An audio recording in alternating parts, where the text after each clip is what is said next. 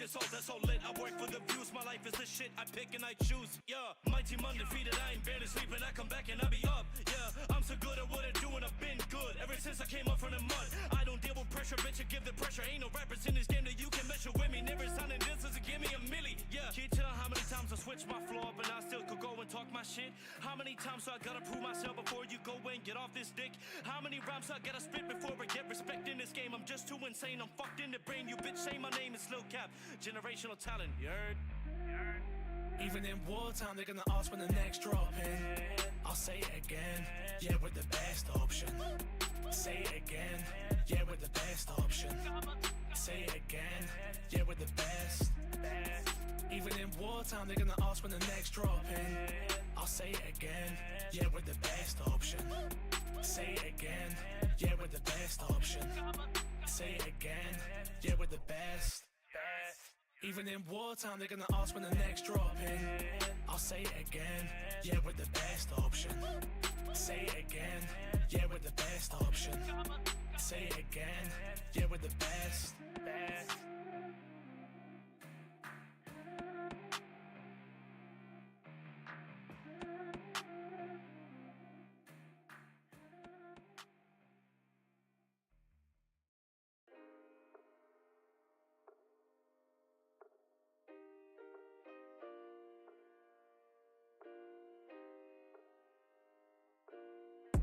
Tell me your wants and tell me your needs.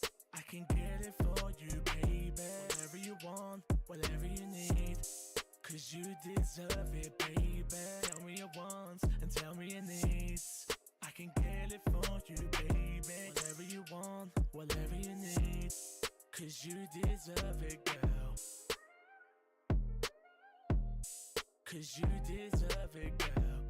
Tell me your wants, whatever you need, 'cause you deserve it, girl. Friends say it's stupid, we'll lose it, but let's say 'cause Cupid, we choose it. Yeah, I've been hurting, but we've been learning how we're supposed to move. Can't say we're perfect, but it's worth it. Yeah, every day we put the work in, we'll take it on.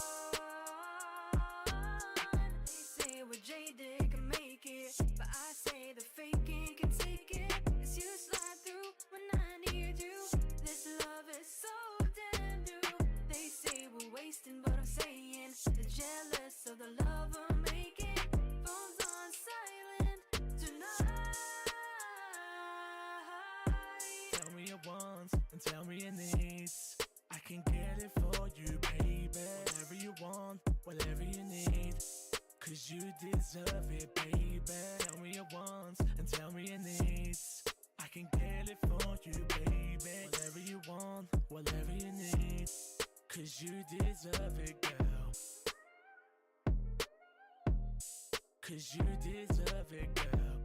Tell me your wants, whatever you need, 'cause you deserve it. I've been self-destructive, but that's a Derby in a sense. You lot in pink, that's a Barbie in a sense. I love how it started, my homie, if it ends. Now I'm looking different glances from my friends. Ooh, dare I change for you? You don't need no labels, that's why I fuck with you. Ooh, you know what I do, just to put a smile on your face, baby. You gon' let this trapper grab your thighs and your waist. Sat up on that big D, what a first date. Says you want a new whip, just to fly around the state. So I'm back in the booth or on the block getting paid. I pray this ain't no setup, 'cause I think that you're an ace. I hope you ain't here for the clout for my name. Only one to call me Luke with no flag upon my face. I take a step closer, yeah, I'm down for the chase. Whatever it takes. Tell me your wants and tell me your needs. I can get it for you, baby. Whatever you want, whatever you need, 'cause you deserve it, baby. Tell me your wants and tell me your needs. I can get it for you, baby. Whatever you want, whatever you need, 'cause you deserve it, girl. 'Cause you deserve it, girl. Tell me your wants, whatever you need, 'cause you deserve it, girl.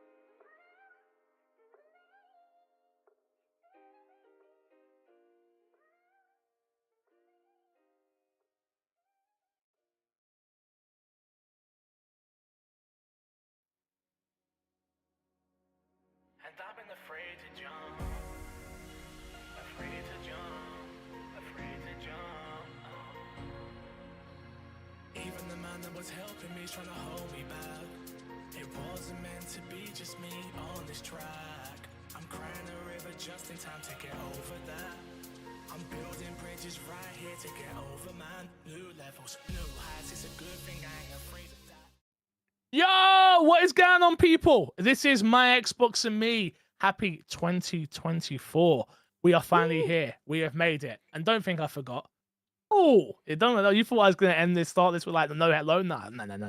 My Xbox and Me, we are back. We are currently live on youtube.com/myxboxandme and twitch.tv/myxboxandme. And obviously you can listen to this on all podcast services around the world, I guess. I mean, wherever. I think we're in every place we need to be, honestly. Did get a weird email today from Podbean, so I'll have to look into that. I hope nothing's broken. We'll see. So maybe not. Maybe not. Who knows? If you didn't know, this is My Xbox and Me, our weekly podcast. Today is our Game of the Year episode. We have got joining us the one and only Mr. Paul Despawn. Hello, sir. Got so many games I've played. So many games you've played, So many indeed. games. Very excited the for one and today. only Mr. Too Fresh Crash. Crash, how are you? Hello, I'm doing good. I didn't play enough games. That doesn't just shock gonna- anybody. That just doesn't shock gonna put anybody. that out there. And the one they call Mr. Matt P Video. Matt, hello. Hello, everybody. Starting 2024 as we mean to go on, present and accounted for. Let's get into it. I love that. I love that. That is jokes. Oh, Sorry, is. if you didn't watch the video version, Go Matt watch it. is- Yeah, do It's you a know whole what? thing. Go It's a watch whole it. thing. Go Go watch watch it. it. You Go need to watch watch it. that. That was amazing. What a I reveal. didn't know I was going to do it as I was doing it, to be honest with you. Didn't plan it. Didn't just think about happened. it. It was happening. Definitely. Kind of came out That's of so nowhere. We're in I it. love it. We're in That it. was fantastic. But we are in it. It is 2024. We are here. Game of the Year is upon us. But before we talk about Game of the Year, our personal top 10 list, and of course our joint My Xbox and Me's top 10 list, we've been talking about it for a while, and I teased it a little bit over on my Twitch channel today. And we're happy to talk about a little bit of what we're doing going forward. We won't have everything.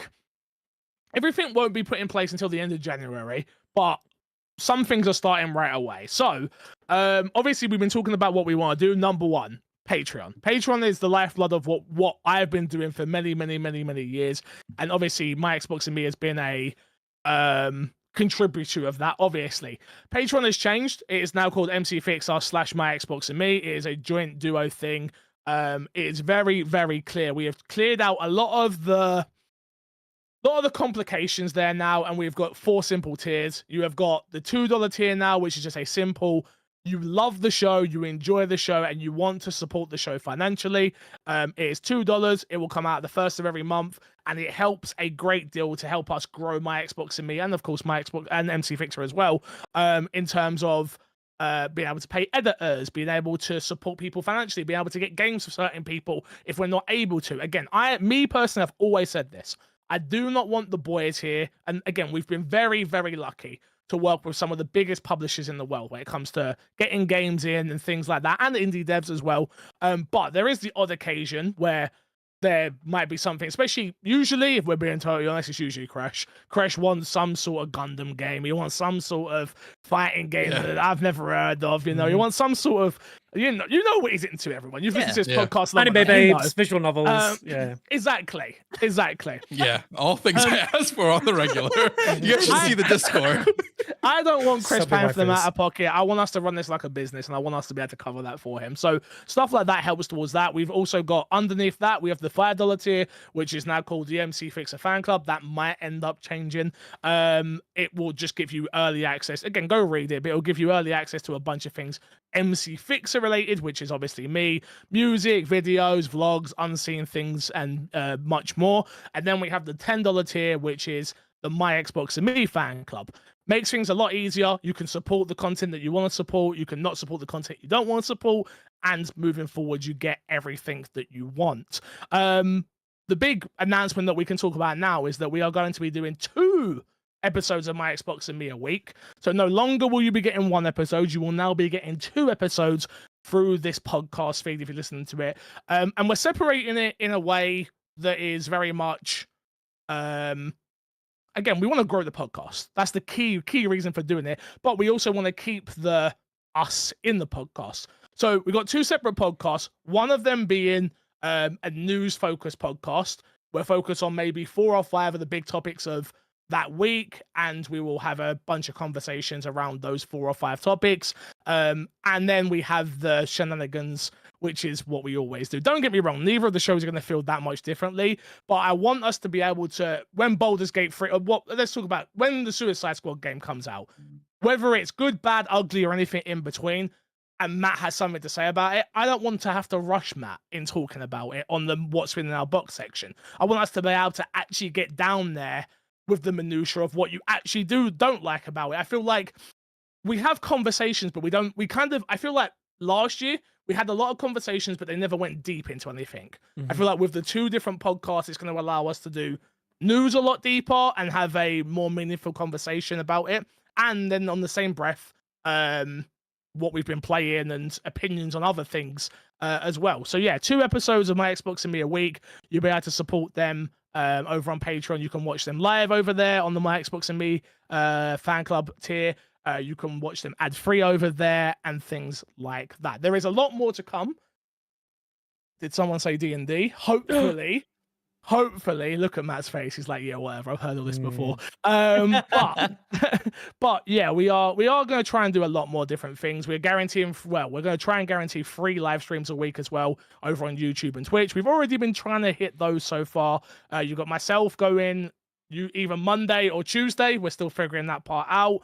I think Despawn's doing Wednesdays or Thursdays. We're still figuring that part out. And then we believe that Crash is also going to be going live on Saturdays. Yes. But boys, you got anything to say before we get into the Game of the Year stuff? How you all feeling about this year and content? I mean, I'm super excited. We talked about it like off stream as well before. Like, I love collaborating and doing cool shit for people, and anything we can do to bring like a bit more, for the fans and the community that love the stuff we're already doing. I just want to bring more cool shit to you guys. There's talk about doing other things as well, so we're doing lots more structured content. So rather than just doing live streams, where it's possible, doing videos. So we did the Lies of P spoiler cast. There's talk about us doing an Alan Wake one as well. Yep. And yeah, so when there are other things that come up that we want to touch on, we can do those things for you guys. And obviously for those that support us in a monetary value, we'll be able to give you early access to those things, and pilots of ideas that we have, we want to throw out there for you guys as well. But obviously for those that can't support us or just want to enjoy the ad experience, we'll obviously be making sure that you guys get access to all that stuff as well, just later on down the line. But yeah, we just want to make sure that this next year we're bringing you guys a ton of new content, and hopefully you enjoy it all. But obviously we want your feedback as well. So if there's anything that you like that we are doing, let us know. Anything you don't like or want us to do extra, let us know. And obviously we can work that into what our plans are. Yep. Crash, anything? Just kind of echoing what Despawn said.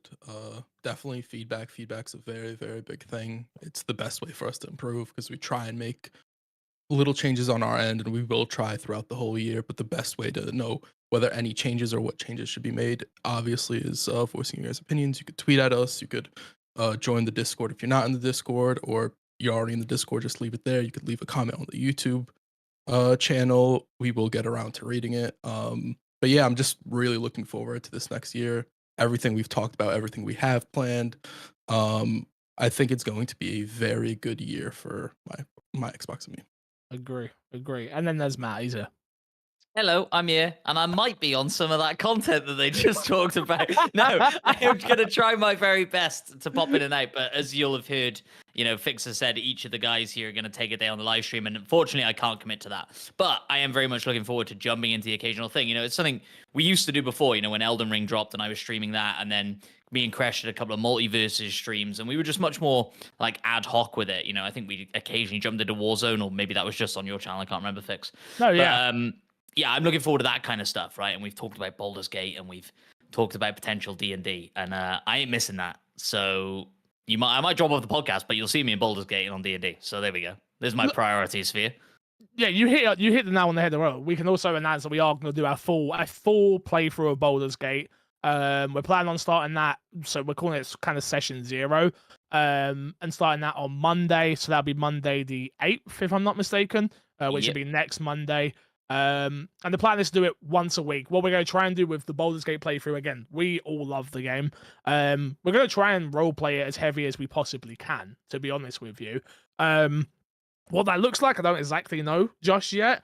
I kind of want, and if there's an editor out there who's listening, who's trying to get their feet under them, I kind of want us all to record our own cameras just so we can cut in, like if there's a moment and stuff like that. But we'll discuss that off the podcast. But yeah, a lot to do. And then the last thing I'm happy to announce is we are going to do a 12-hour stream. We're still working on the date. It's either going to be the end of this month or the beginning of next.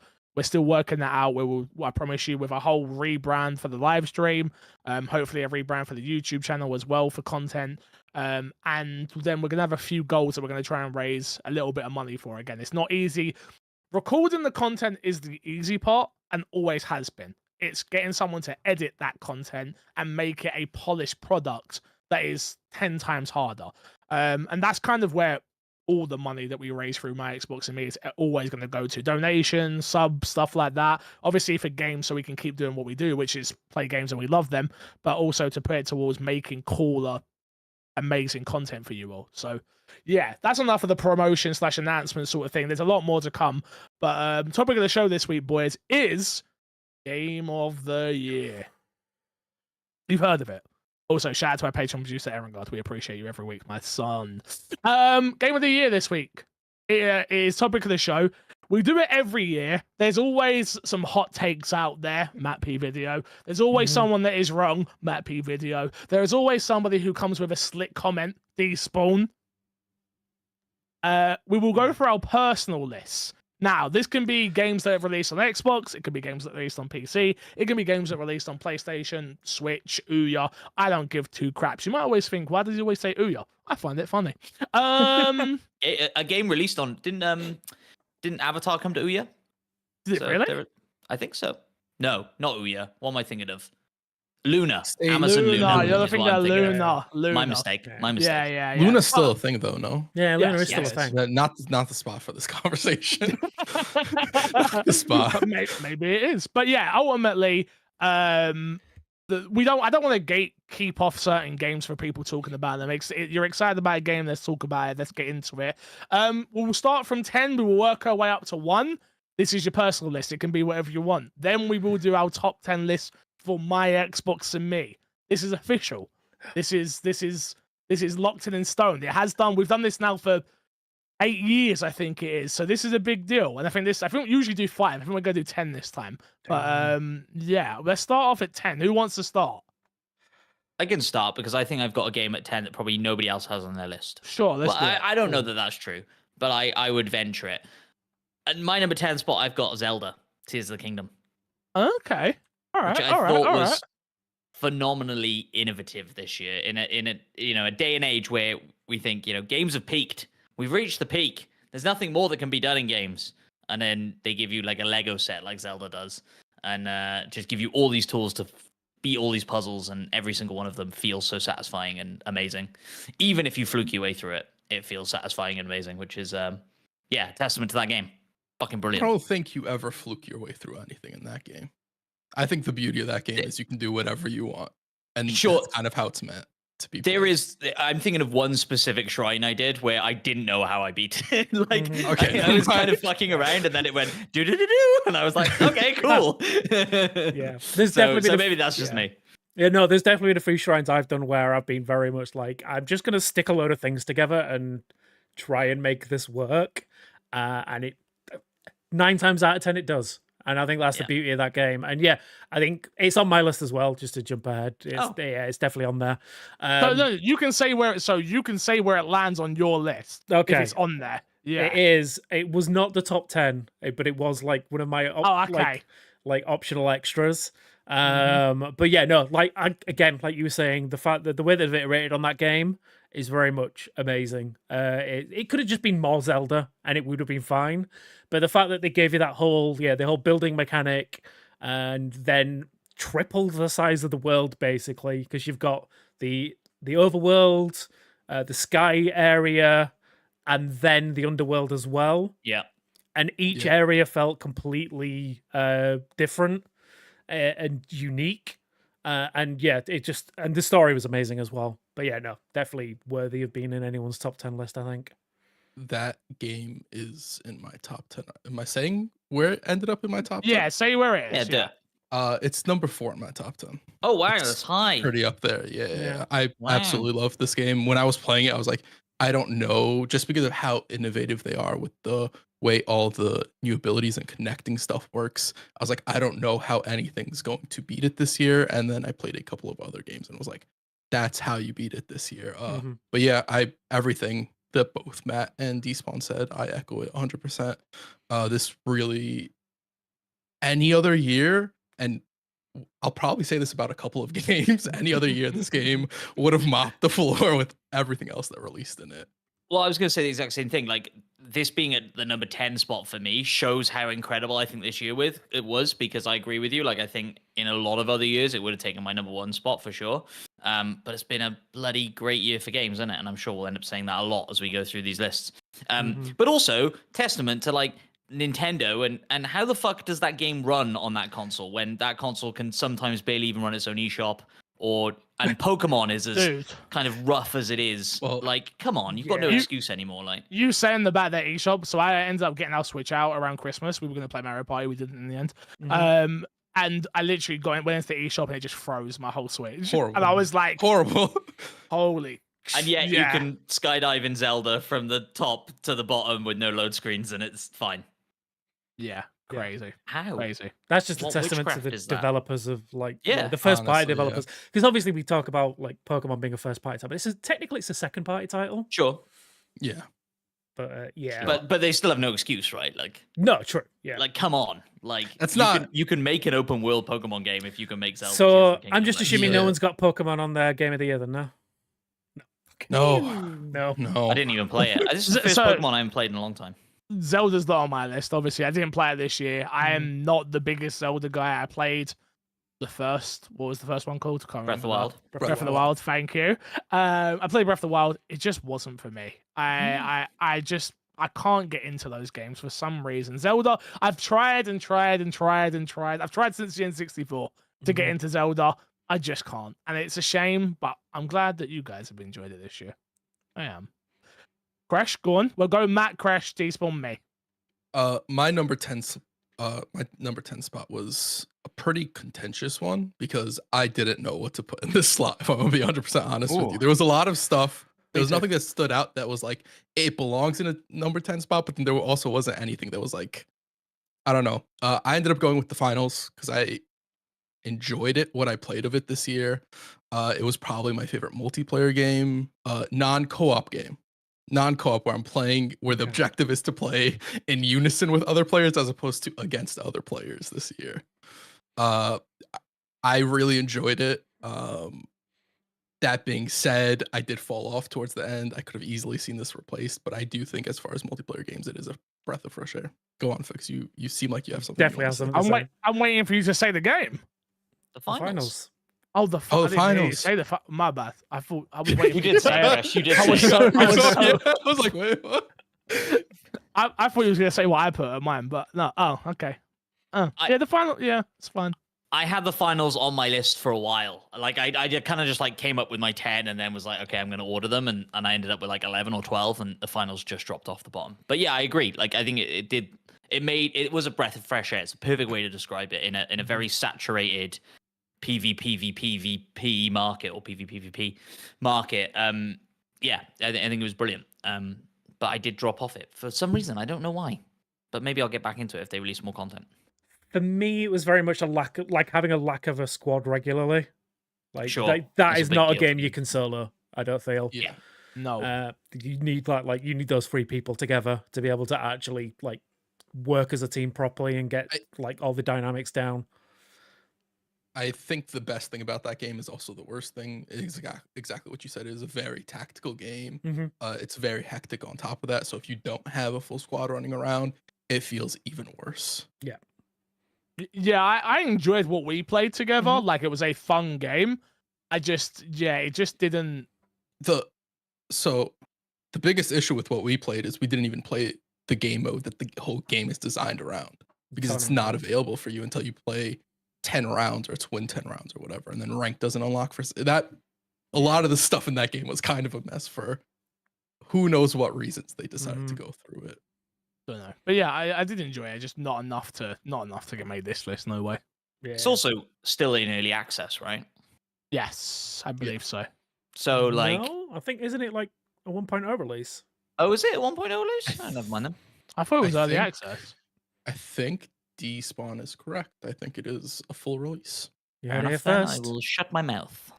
Well, duh, If the because that'd be a developer really says bad otherwise, podcast. the developer's wrong because Despawn's correct. Fair enough. Despawn's never wrong. True. Well, you say that you've noted what my number 10 is. Fix, are you going or is Despawn? Oh, Despawn, then me. Just me. So for me, my number 10 is, so this is a personal list. It's not on Xbox yet, but I believe it's coming. It is a game called Cheer. So this was by the developers Awaseb. It is a open world kind of like, again, it gives me like feeling of Zelda, like old school Zelda, like maybe like Wind Waker esque. But it does a really good job of telling like the story of like Polynesian culture. The abilities in that game, some of the most fun abilities I've ever had in a game this year. You could basically, it's one called soul jumping, where you can jump into like animals and inanimate objects and then control them. And each one has its own unique power. So you could jump into a bird and you can use that to fly around the islands. Or my favorite one is you can jump into a cow and crap out explosive turds and use them as weapons. And it's just that on its own makes it like a game of the year contender for me. But I like it's one of those ones where I got the code sent to me on a whim. I thought I'd check it out, and I blitzed through it in like 2-3 sessions. 100%ed it, and yeah, absolutely adored my time with it. Yeah, definitely worth checking out if you like the kind of like gameplay style of like Wind Waker, where you have a boat where you can float around the islands on. You can go underwater, taking over a dolphin and swimming underwater, and just like seeing the beautiful reefs under there. It's a gorgeous game in its own right, but then the gameplay is just a ton of fun as well. It's one I wanted to get to, and I probably still will. And I think it's one that I think Emma will really enjoy and stuff, and we'll probably play a little bit together.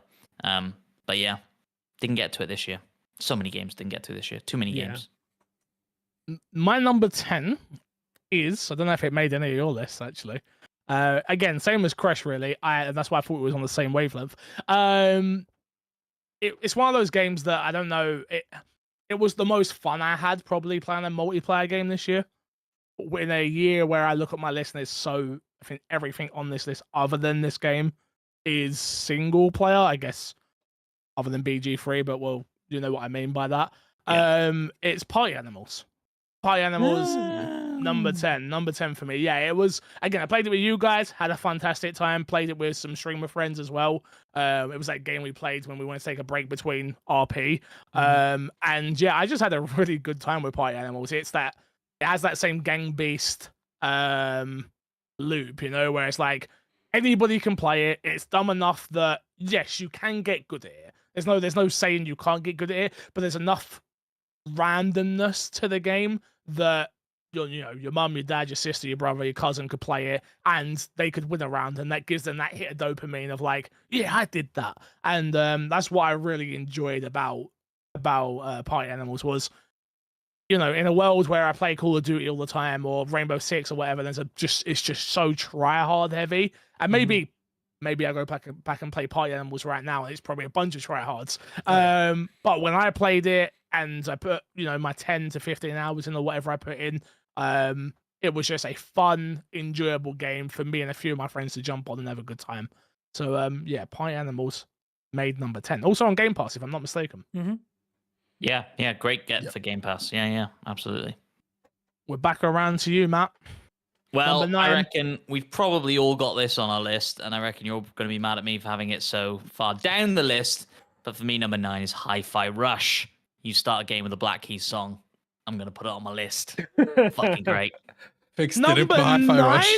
Oh, wait, he did. Number 9. I know. It's been a great year, Fix. It's been a great year. Number 9. Number 9. You're gonna hate me. Are you what? I'm gonna do you one better, Matt. Not on my list. Not on my list either. Not on my list. All right, I'm off the hook. Fix, you can't come kill me anymore. Are you Gotta not Not on my crazy? list. Not on my Probably, list. yeah. I didn't play enough of it for it to go on my list. I dropped off that game so I fast. looked at it and I compared it to other games, and I was like, I don't know if it's stuck with me enough Mhm. for me to put it in my list. What? Well, Hi-Fi Rush is on my list, and it's at number 3. Okay. That's fair. That's fair. I mean, I love that game. I thought that game was fantastic.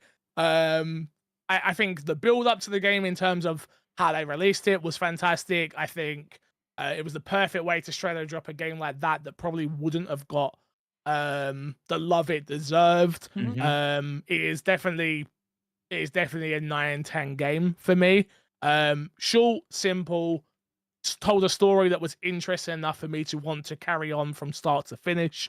And then it did something different. We always complain about video games staying safe and doing the same boring mechanical rubbish that just isn't that fun. And Hi-Fi Rush didn't do that. It was a rhythm-based music game that was also action focused. You know, like, and again, it had likable characters as well. That obviously were just very well written for me. But yeah, for it to not be on your list, I can't wait to hear these lists. No, but I just want to Wow, bounce off what you just please. said, because yeah, I totally agree with everything you said. I think like the characters have found an audience, like a real love with the like Xbox community, or the gaming community in general. I think it sets itself up to build like a phenomenal franchise, and I think we speculated on it before of like, oh, how cool would it be if they like jump genre now, right? And the next one's like a hip hop game or whatever. Oh, Yeah, exactly right. And I think that probably please. comes down to it as well of like you being a musician, Fix, and so like this game Oh, speaking music- to you in a way that maybe it doesn't speak to the rest of us certainly as much. Despawn's a musician as well. Oh, that's true. That's true. I forgot. Sure. Yeah, sorry, Despawn. Don't apologize. It's fine. I did put I it on saw my you- list. I I saw should your tweet. apologize. I saw your tweet that you're gonna release more music next year, or this year, I should say. That's the plan. Exciting. Okay. Exciting. Okay. Damn, I can't. Damn. Okay. Well, Crash number 9. My number 9, Dead Space. I'm gonna put Dead Space in my number 9 spot. Jumping into it, atmosphere. I think that's the one thing that game does phenomenal, on top of having really cool weapons and being able to go back into that world again. Was absolutely phenomenal. I think EA did a wonderful job with the remake, and it also made me very hopeful in the future for what they decide to do with Dead Space, because it was very much so in murky water with whatever they would decide to do with it. But yeah, I absolutely loved my time being there, being in that game. I think the weakest part about that game for me is probably the story, because I don't really care about it at all. But the way they set it up, the moments where all the lights turn off in certain situations and all you hear is the audio cues of things coming and crawling around and coming to kill you, absolutely phenomenal with that game. Yeah, I echo that. Yeah, it's on my list as well. Number 5. Yeah, I think I was saying at the time before Alan Wake 2 came out, probably the most atmospheric game that I've played this year. That changed when you played Alan Wake, unfortunately. But yeah, what a game! At one point, was top of the game at this list for a while there. Again, especially having not experienced Dead Space properly the first time round, so getting to play a 4K version, all the bells and whistles, you're shooting off these limbs, and I always heard about people shooting off the limbs of these aliens or necromants, yeah. And sort of been like, oh, yeah, all right, I've played Resident Evil, I've shot a zombie in the leg 5 times and it blows off, yeah, cool, I get it. Like, it's very different playing it in Dead Space because of the weapon design and things like that. That game is perfectly built, in my opinion, for that world. Nothing doesn't make sense. The weaponry, the atmosphere, the low gravity moments and things like that. Like, it all makes perfect sense for the world. And there's not a lot of games I can say, like, No, there isn't a lot of games that you can say from start to finish and go, yeah, that all made sense to be in the world, because at certain points you have to make a video game, Mhm. right? Yeah. Like, but other than probably the save points in Dead Space, like even the way you upgrade your suits makes sense in that world, in my opinion. You know? Yeah. And no, it's a very, very good game. Did it make anybody else's list? No, but only because I didn't play it. Too many games this year. I didn't finish it.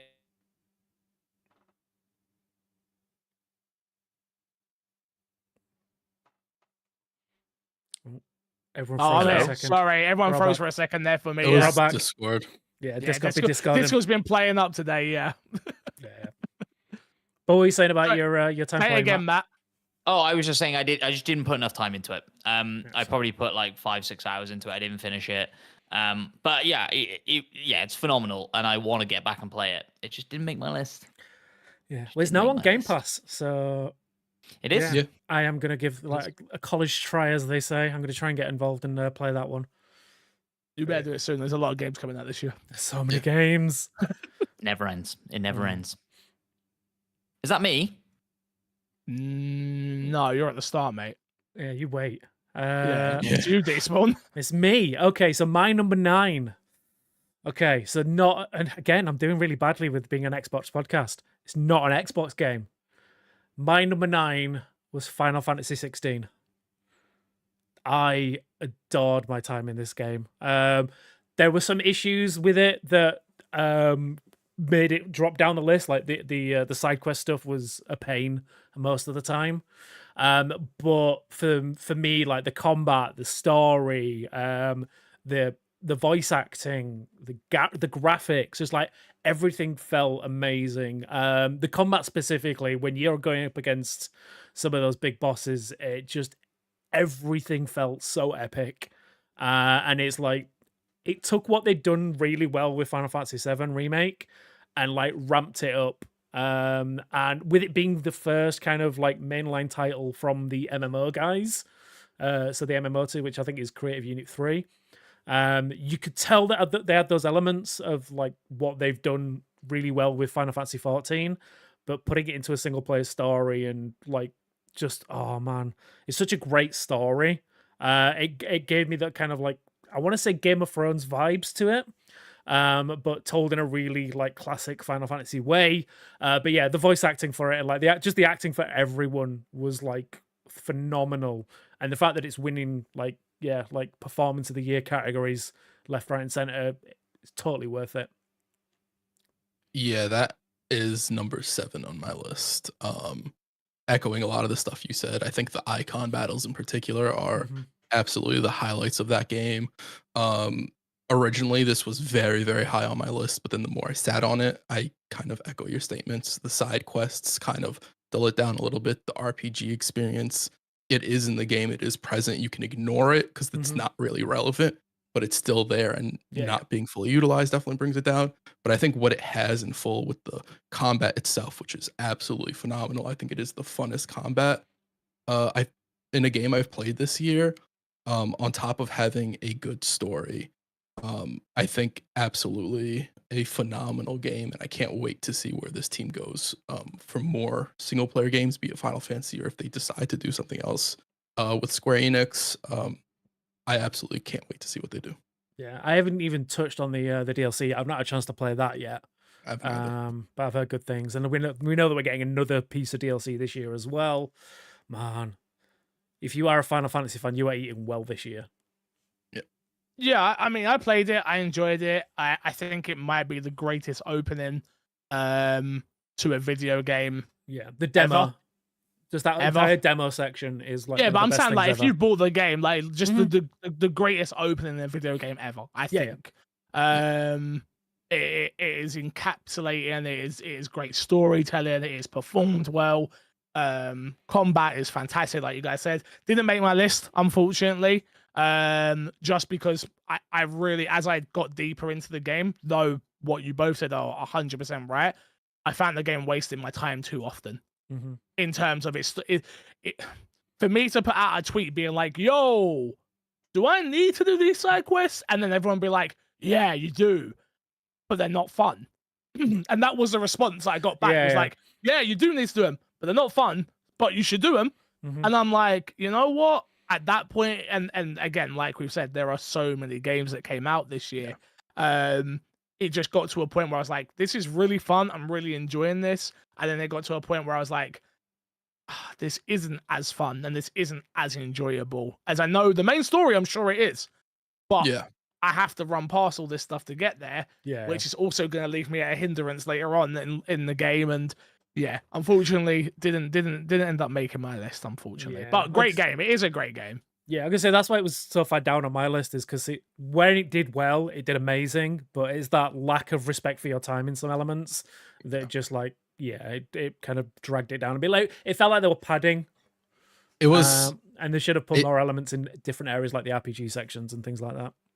I think it was just really a carryover from the Final Fantasy 14 mechanics, because like a lot of the padding, the side quests and stuff like that, it's literally copy and paste from Final Fantasy 14. Yeah. Where they do that with story and narrative, and it really works really well. But when you get to the gameplay stuff, that's kind of where like it just sort of falls through, unfortunately. I also felt like the item system was the most pointless thing on God's given Earth in that game. Yeah. Just my opinion. I every time I got an item, I was just like, okay, is this? No, it doesn't matter. Oh, no, Yeah, it no, doesn't no. matter. That's for me. I classify that under like the RPG banner. It's like Yeah, no, of completely course. worthless. Yeah. 100%. Me, number 9. You've heard me talk about it. I've put a lot of hours into this game. I played it on holiday. It's Punch Club 2. Okay.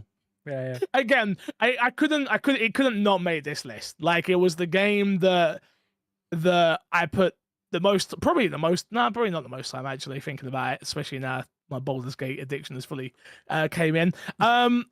If you don't know what it is, I've spoke about on the podcast a number of times. You know, time-based management game about it's like a bunch of 80s references about films and fighting films about this character from the first game. You play this as the son. The dad died, and again you go into a gym and you're just managing time and things like that. And yeah, Punch Club 2 out on Xbox, really enjoyed it. Definitely deserves to be on my list. Number 8, Matt. Number 8 for me is Hogwarts Legacy. Fuck J.K. Rowling. Yep. As we J.K. say. Fuck J.K. Rowling. So yeah, look, I think this could have been the sort of licensed project this year that could have been the most phoned in thing of all time, right? Like I'm not sure any of us expected it to be as good as it ended up being.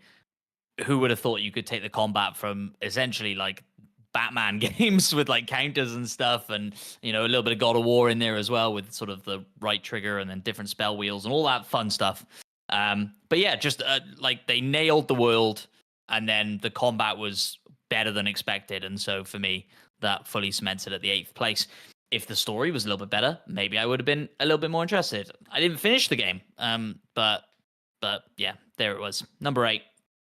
Hogwarts Legacy on my list as well, number 7.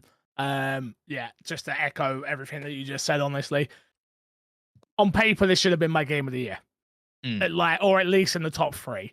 There's no way that Baldur's Gate 3 or Hi-Fi Rush should have beat this game in terms of like, I live with a Potterhead. I live with someone who is crazy about Harry Potter. I have to watch all the films every year at Christmas, like clockwork. It nails so much good about about Harry Potter and its world and things like that, and it nails it. The puzzles nails it. Being able to fly around that school and feel like you are a student of that school. And if some people haven't, obviously I've been very lucky to go to the Hogwarts Legacy like tours and things like that on a few occasions now. And again, I've walked on these things that were built for films, right? And now I'm playing it in a game and it feels just as immersive. And it does. It has all those things, and then its story is just so boring and so slow to get into. Like the opening of that game, total opposite of Final Fantasy, right? It is so boring, and I get it. I understand what it's going for, and it's trying to take you on that journey, right? Of like you becoming the student, and then like, you know, you're not Harry Potter, right? So, but you're going through all these iconic places that Harry Potter went through, like the bank and things like that, and it's trying to give you that sense of like you're special. but you never really feel special. And that's kind of the problem with the story going through. It's like a bunch of characters who are not characters from the story, from the game. Sorry, not characters from the films or the books. Yeah. And then it adds a layer of like there's a certain line in there I always say to Haley, and we bring it up all the time about wands. There's a character from South Africa, and she's like, "Oh, in South Africa we don't use wands," and that instantly knocks me out of the entire game because I was like, "Then why the hell do these wands exist?" Mhm. To one simple line, and I'm sure what they were going for was there's a magical world out there everywhere, and not everyone does the same thing. Cool, but I've watched Harry Potter, and again, I'm not like a Potterhead like most people. I'm sure they can explain it way better than me, right? But I've watched Harry Potter. We go to a shop and the one picks us. But you're telling me in another country, the one don't pick us. It just took me out of it. It really did. It was one of those moments that just took me out of it. Like, huh, is that canon? And it's not. But it was frustrating. I'm actually the opposite. Sorry. I really like those moments. Like the thing I don't like about the story is you're the special one. Nobody's ever going to talk about this kind of magic, and you're the only one who can do it. And like we don't ever reference it for the rest of Wizarding world and history, but you're super special and you're the only one who can do this. Yeah. I would have loved for it to be in this really like insular, you're just a student at this school, and like, all right, there's stuff going on and you are the one who saves the day or whatever, but just make it a smaller story. I don't need to save the world, and I don't need to be the special chosen one and go to school late and all this stuff. Like, I think people just wanted the experience of feeling like they're at that school and they're living at that school, even if that came with a bit of like mundanity of like going to classes. And I think that's where this game is strongest. Yeah, and I think that's where this game is strongest. Like when you first get to the school and then you've just got to go learn this spell at this class, and you've got to go find that class, and like exploring, right? And finding, getting to the common room and stuff like that. Like that's where the magic of this game is. And I disagree. Like I think those little stories about those little side characters are some of the strongest bits. Like I find that really interesting. I'm not saying that I don't find those stories interesting. I didn't like that one in particular story. It took me out of I find the side stories quite interesting. Some of the characters are quite interesting. But and I think it's a common thing people say about the game that have played it is that there's a character called Sebastian who's like your best friend or one of your best friends in the game. His side quest is the most interesting quest in the game, right? Which isn't the main quest line. Yeah. And so, I think this game is strongest when it's you are a kid at this school, and it's weakest when you are the savior of the world. And so I hope, like, obviously this came with a whole load of PR bullshit, right? And rightly so. 100%, of course. I didn't mean bullshit in the sense. No, I knew what you meant. Cool. Headache. And so, like, part of me thinks it's such an easy cash grab. Just launch another game, just a new story, same map, same mechanics, just different characters, different setting of time or whatever you want to do. You can cash in this for years. And part of me hopes they don't do it. Part of me hopes they do. Because it could easily become an annualized franchise, I feel like. But of course, it's a licensed game, so I'm sure there are certain headaches with producing stories in that world that are licensed. So.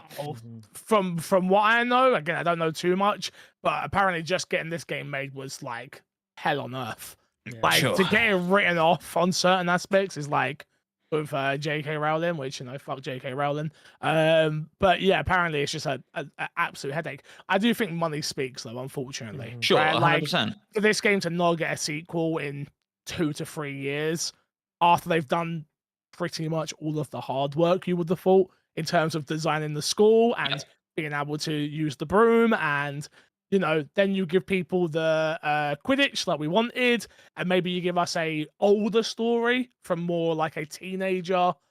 He was a teenager technically, like, you know what I mean, but a little bit older of a character. Maybe that could be a bit more interesting. Honestly, I agree with you though. It was the mundane task of what was really missing. I kind of wanted Persona, but in Harry Potter world. You know, not turn based or anything like that, but those you go to class and you turn up late and stuff like that. Yeah. And I think like, at the time we didn't have Baldur's Gate. Now we're Baldur's Gate, and you're like, oh, I can be anything I want to be. And in that game, the character you're playing as is the dullest, Yes. person on earth. They are late to the school. They've missing 5 years of education, and everything they see is totally just fine to them. They're not Yeah. freaking out at all. They're No. a 15-year-old kid, and they're just like, huh, that's cool. That guy just got set on fire. I just murdered 25 people. Which is, Yep. I get it, it's a video game thing, but like, Yeah. you want to be that kid at Hogwarts that's like, holy fucking shit, what the fuck is that? And Yeah. and he's just like Yeah. so fine with everything that's happening. It's wild. Yeah, Yeah. it sounds like you kind of want the Harry Potter experience without the hang-ups of being that character. Basically, Yes. you want to go into that. I want to be Harry No. Potter, honestly. Okay, all right. Yeah. Yeah, I've said that's this fair. before. Give me that world, those engines, those mechanics, and give me Harry Potter, Ron Weasley. Especially after we know what they're gonna do and ruin. They're about to ruin Harry Potter with this. What, with the Amazon team- series? With this, Why? not Amazon, is it? It's who? is it? It's I not thought it was Amazon, Amazon. right? I Sorry. don't think it's Amazon. I think it's Warner of Discovery them. or whatever that thing Yeah. they got Okay. or whatever, HBO. right? Yeah. HBO, thank you. We know they're gonna ruin it. For us, I'm not saying for the new generation, they're gonna absolutely probably love it. But They'll for love it, me, yeah. Daniel Radcliffe is Harry Potter. This is how we felt. This is how people felt about James Bond back in the day, right? Like we're at that moment where like people like not my Harry. "You Hashtag can't not do my that." Harry. Yeah. And this is not hashtag not my Chris. This is hashtag not my Harry. 100%. Because we all know there's gonna. I will go on. We all know they're gonna make a black character, and these characters don't need to be black. I'm telling it right here. I'm mixed race. I'm stamping approval with it. I'm Didn't they saying do it. that? Didn't they do that in the Yeah. Daniel Radcliffe No, but movies? she's- They well, turned one of the technically- characters. Technically, she's written as a black woman, is she not? I think J.K. Rowling. Hermione. Hermione's technically a black woman. She's on the stage show. She's portrayed as black. Yeah. I was talking about one of like Draco's best mates is like white for 2 movies, and then they make him black. I can't. I might remember. be wrong. I might be wrong. They switch out one of the. They don't switch out the character, but he gets pushed to the back. One of them. Mm-hmm. It's Oh, just well, unconscious and then Draco enough. gets a new friend. Yeah, Okay, yeah, fine, yeah, fine, fine. So I did know that was for some real world issues. Gotcha. Apparently, Yeah, I know. remember, yeah. Apparently, the one of I think it's either Crag or Goyle basically got arrested for drug dealing. Sounds right. Bro, you're making Sounds Harry about right. Potter money. You don't need drug dealer money. Jesus. I know. Apparently, yeah. Apparently. Anyway. that cheap? But yeah, where we at? We're at 8, right? Number Is 8 that- for Yeah. Crash. Yeah. My number 8 game, Remnant 2. Ah. I that's good.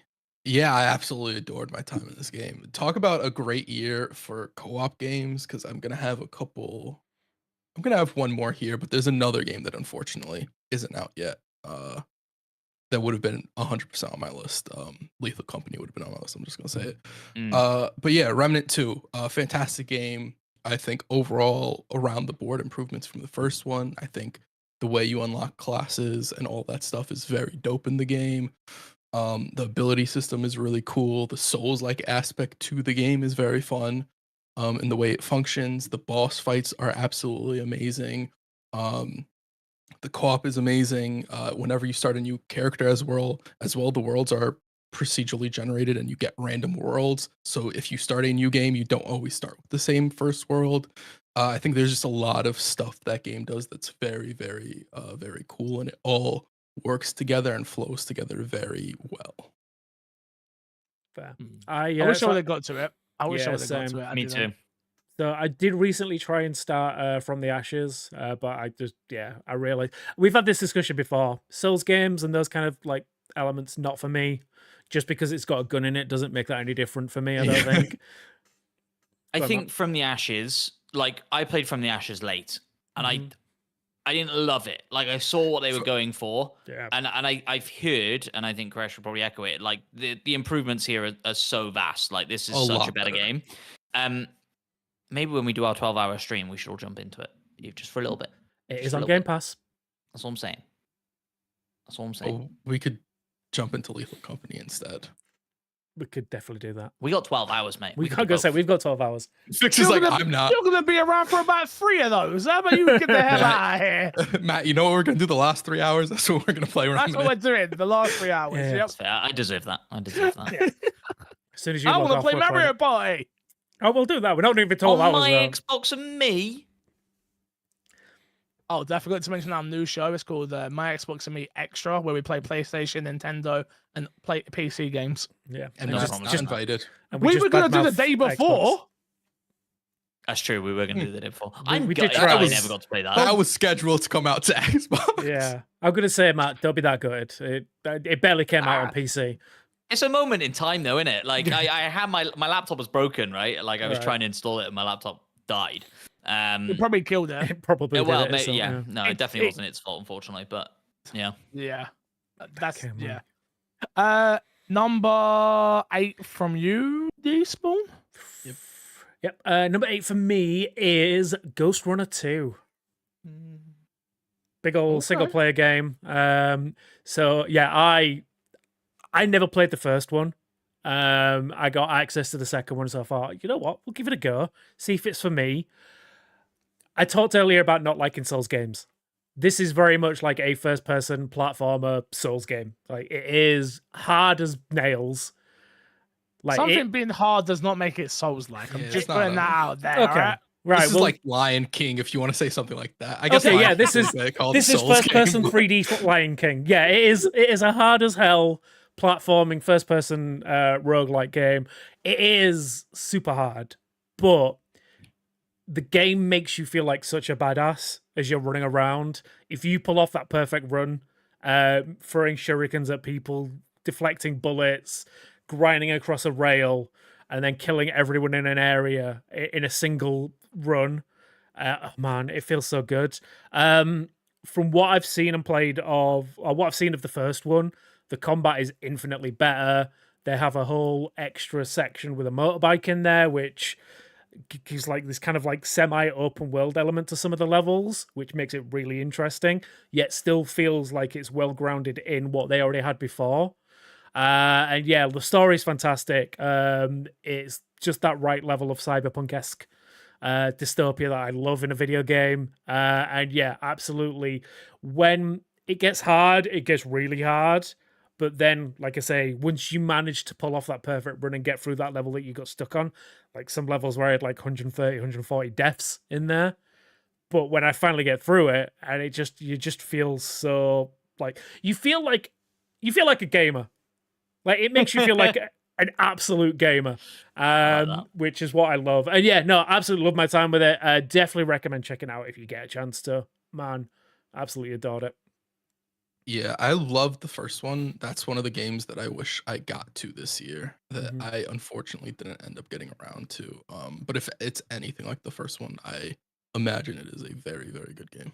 Yeah, I love just the collectibles system as well in there, and like you get the option to like kit out your guy in different like swords and armors. Yeah, lots of replay value, lots of speed running up abilities in there.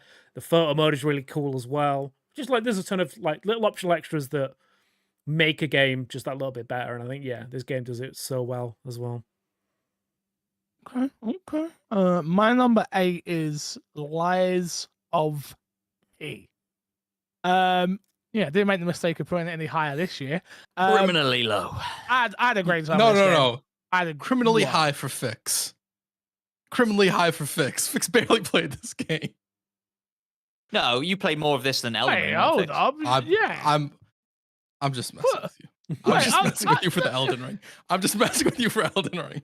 I want the exact amount of time I put into Lies of P. Okay. What would we say? Okay, how much time do No, you you think I got put you in? got through like two. How much time do you hours or think I put something. into this game? How much time? I think you put in like 6 hours. 5.5. 5.5. That's fine. How much of that was on the pause screen, though? None. Every minute of it was hard gameplay of me working my Gamer. way through because I'm a hardcore gamer. No, I really enjoyed Lies of P. Like I said, this is one of the. I didn't stop playing Lies of P because I got frustrated with it for the first time. This wasn't one of those games where usually I played most Souls-like games now at this point, and I play them to a point of frustration so I can appreciate how good they are as a game. I actually didn't get frustrated with Lies of P. I just forgot about it and then stopped streaming it. So I was actually streaming it for a little while there. Lies of P is a fantastic game. Like, it is very well built. I really thought its story of what I got to experience in the 5.5 hours isn't, again, we all know it's not going to be like a cutscene here, a cutscene there. It's atmospheric. There's a story being told. I went and got, what was the old lady's thing that she wanted in the window? Wine? Was No, it you wouldn't go that wine? far. No. I It didn't would have go been the that far. doll. Yeah, that was it. The The baby. doll. Yeah, the baby Yeah. doll. Yes. Just little things like that in this game. It's a great game. It's a great game. I think it deserved to be on my list. Not above anything else, but definitely above Final Fantasy 16. It does deserve to be above Final Fantasy 16. I agree with that. Matt, you go with where you put it first. It's in at number 2 for me. Yes, same. Okay. It was Said the bin for me. It was tight. It's in the bin for you. Unbelievable. We Unbelievable. again for the third time. I know. Don't like I Souls know, games. I know. Souls games, yeah. But I think you know, like I Lords of the Fallen isn't on my list, and I've only put like 4 or 5 hours into that, and I think it could have crept into the top 10 if I'd put more time into it, if I'd had more time to put into it. But this year's been a phenomenal year for Souls games without a From Software game. Like, it's incredible how good these two games are. And you know, imitation is the sincerest form of flattery. Is that what people say? Didn't Armored Core come out this year? I was gonna say, yeah. Yeah, it's not my sort of game. It's a FromSoft game. You did say in a year where no FromSoft games came out. You know what I mean. You know what I mean. I know that the YouTube comments will come for us from now on. That's If you've not fine. heard, you not seen them, I'm they've been coming for us. I'm just baiting them at this point, folks. Don't worry about it. Oh, okay, yeah. No FromSoft games out this year. But in all seriousness, I hope that From Software learn from this. I don't think they will, but I hope they look at Lies of P and they learn from it and they go, oh, we can actually tell a story in our games, and we can actually Crash is going to show come for you. people the Crash is How about dare to you. come for I'm you. gonna have a little bit of a pushback against that. I think the way that Souls games typically still tell stories, phenomenal, just not the easiest to absorb and push a lot of people away. Agreed. I'm fine with the way they tell stories. I don't think they need to chase each other because then it removes the uniqueness that a different game would have. Can I say one thing Lies of P. really quickly? It's fair. Yeah. It's fair. Mickey Mouse has now entered the public domain. Mm-hmm. Yeah. Mickey Mouse Souls-like game from the studio that made Lies of P. You know, you could see. They're not far off doing it, if I'm honest You with could you. have Mickey Mouse popping up. I'm just saying. I don't know wouldn't if be you surprised listened, if they do. Mickey I don't Mouse know if you DLC. listened to the. They didn't. No, they didn't. Sorry? They did. They definitely did. You're gonna say the spoiler cast, right? Yeah. Yeah, no. Yeah, I they don't know if didn't. you listened to the spoiler cast, me and Crash, but we speculated on what the sequels could be or the DLCs could be. Oh, go on, and then it's talk not, to me. It's not far off that. Well, I don't want to spoil the game for everybody. No, this is end of the year, mate. It's done. If you don't want spoilers for Lies of P, mute for a second. I'll tap my head when it's not. Talk to Oh, me. shit. Crash, I you don't don't want to do it? Oh, wait. What you said? We're in it. We're in it. It's the end of the year, boys. We've got to start spoiling things. Talk to me. Go. Talk to me. They tease Dorothy and the Wizard of Oz being a part of the same universe. Okay. And Dorian Gray as well, which is kind of Okay. like, you know, one of the original vampire tales, if you like, of Yeah. immortality and that kind of stuff. So they're Wow. building this world. They're building their MCU, for lack of a better term. And it's very, very exciting to see what that team does next. Incredible work from, you know, first game from a fresh team out of, you know, South Korea and stuff. It's phenomenal stuff. And visually, right? Like, it's a fucking stunning game. Yes. Unbelievably beautiful. And I think that shows where we are in the games industry at the moment, of the tools that have become available to devs to, you know, small teams can make these really impressive technically and visually things. Like, we're in for a treat these next 10 years, I tell you what. Mm-hmm. Yeah. There you go. That's cool. Very cool. Lies of P number 2. Yeah. All right. It's you again, Matt. Number 7. Oh, it is. Number 7 is, and I think, again, I've played a lot of this game. I have not finished this game. If I had finished this game, maybe it would be higher on my list. But right now, it's at number 7. It's Dave the Diver. Ooh. Fucking Damn. great game. Okay. Really good game. And this is a gamer's ass game. There I am, probably 15 hours into this game, and it's still introducing new mini games and not so mini games that I now have to do. It's a if you don't know, it's a game about a diver who goes diving and then runs a sushi restaurant in the evening, and that is the absolute tip of the iceberg. There is sort of a Pokemon trading card system in this game. There's a Guitar Hero mini game in this game. There is farming in this game. Yeah, it's wild, and every time it introduces a new thing, it's to make the mundane stuff you were doing at the start easier. So like when you start farming fish and farming crops and stuff, that's so that you don't have to worry about fishing anymore because you're too busy doing crazy shit underwater and you don't need to worry about fishing anymore. You can hire people to work in your restaurant, so you don't need to worry about doing that anymore because you're doing crazy shit like that it starts introducing. I imagine it wouldn't be for everybody, right? If you're really into Stardew and you like that loop of kind of doing the same thing over and over and not too much changing, Stardew has this to elements, but this game just keeps throwing crazier and crazier shit at you, and it's fucking brilliant, and it's funny, and it's just great. It's just great. Yeah, so I think I've done like 2-3 hours into it. Not put a lot of time into it, otherwise it probably would have made the list at some point. But yeah, I think for me the personal thing that I like is the ridiculous, over the top, like cutscenes for the most mundane upgrade that you get. Like you level up a sushi recipe from level 1 to level 2, and it feels like you've just watched an episode of like I don't know, like Cowboy Bebop or something. Yeah, like just Dragon Ball Z. Like, yeah, just Dragon Ball Z, like Naruto-esque, ridiculousness for making a sushi menu. And yeah, it's so cool. But yeah, I'm looking forward to like putting more time in it. I think that's gonna be my game that I'm streaming this week. So I'm gonna restart it on stream and just to show it off a bit. But yeah, no, I'm very excited to put like a lot of hours into that one. Because like don't you said, it. Just keep going. Just keep going. Just keep Okay, going. Don't restart it. Just get. Yeah, I agree.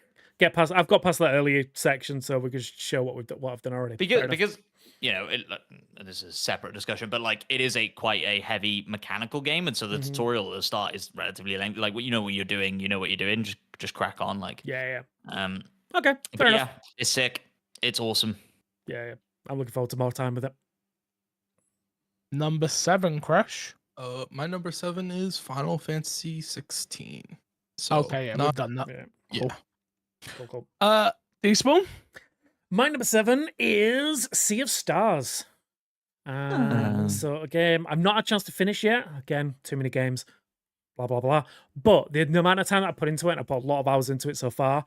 So good. Like it is a classic. It feels like a classic SquareSoft game. So your Final Fantasies like 5 and 6 kind of era. It's Super Mario RPG meets Chrono Trigger through and through. That's basically what it is. It is. It's got the right side of humor. The graphics are amazing. Like if you like that classic 16-bit like turn-based RPG style graphics. The combat is, while it feels like it could just be like a basic turn-based RPG, they do like really cool mechanics to kind of like make it a bit more in depth. So you've got like a parry system for your abilities to kind of like build up attacks a bit better. The way that you can kind of combine abilities, and certain enemies are weak to certain abilities, so you can stagger them. And yeah, like the NPCs in it are really fun to talk to. Some of the bosses are really cool. Like the one I've fought against, which was like a ghost pirate who controlled like a kraken, was amazing. But yeah, no, I love it. If you are a fan of like old school RPGs, you are going to love this game. And yeah, it's same people who made The Messenger as well. So if same world too. Is it the same world? Okay, yeah, same universe. Did not know that. That's cool. But yeah, no, absolutely loved it. Definitely check it out if you're an RPG fan. Yeah, that's on my list as well. It's number 6 on my list. Cool. Everything Despawn said, like it's a really, really good turn-based game. The music's fantastic as well. The art style, the combat, the being able to break opponents when they're doing like special moves. The boss fights are all phenomenal. Like really, really good game. It's also, if I'm not mistaken, on Game Pass. Yep. I don't think I'm wrong about that. Yeah, so 100% worth checking out if you have Game Pass and you are into turn-based RPGs. Number 7. Who's next? You. You. Oh, it's me. Oh, yeah, we already did, man. Hogwarts Legacy. Okay. Ah, Cool. yeah. Yeah. Nothing more to add on to that one. Number Back to me. 6, Matt. Resident Evil 4 remake. Is this with or without the DLC? This is without the DLC because I didn't play it. Okay. Good to know. Good to know. Yeah, like, I had never played Resident Evil 4 originally. I think I probably played an hour of it on a Wii at a mate's house one time, and I think I Best way played to a little play. bit on my phone at some point as well. Best way to play both of those. yeah, Yeah. absolutely. Well, I would argue that this is the best way to play it. It is stunning.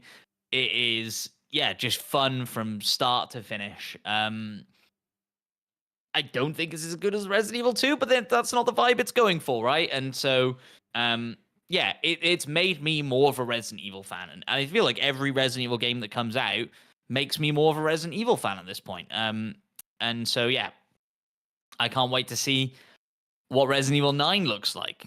I'm less enthralled to see what Resident Evil 5 remake looks like, although I'm sure that's coming. So excited. We'll get Code Veronica on 1 before that, I hope. I mean, I think you've been saying Code Veronica for as long as I've known you, Fix. No, but now it seems I've been like saying Code Veronica before I knew you, mate. Well, that's a fair point. That's a fair point. No, now they've actually come out and confirmed they're doing more remakes. And realistically, where else can they go? Yo, let me tell you right now, Outbreak. I will punch my monitor if they do Resident Evil Outbreak. If we're sitting down reacting to, I don't care, Game Awards or a PlayStation conference or whatever it may be, right? And they're like, is it Resident Evil Outbreak, like File 1 and 2 remake? I swear to flipping God, I will smash something. Good smash or bad smash? Because I have no context. I don't think he's a fan. Yeah.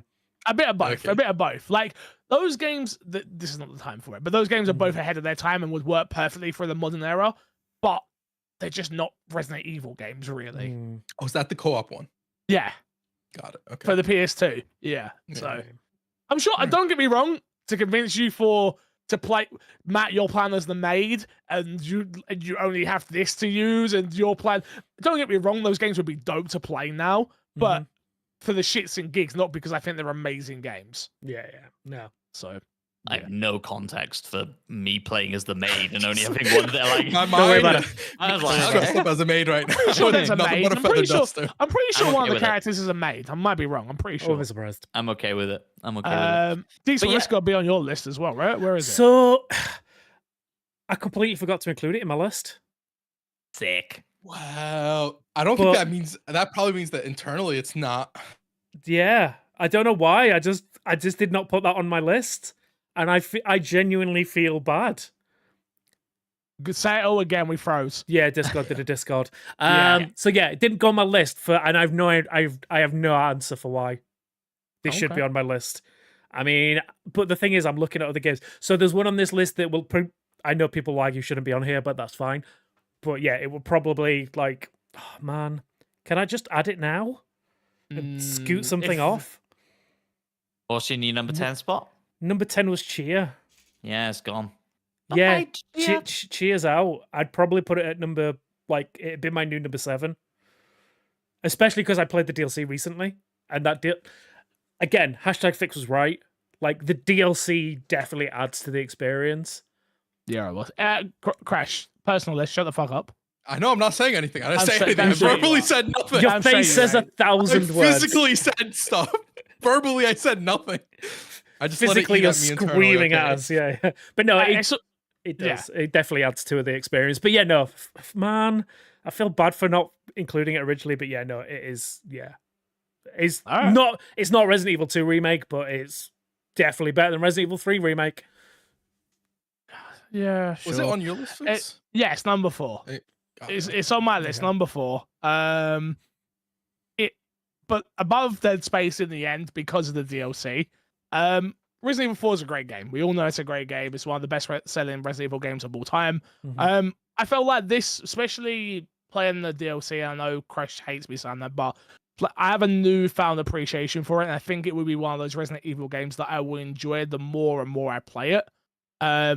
more, and that's the way the game is inherently designed as well. New Game Plus in this game.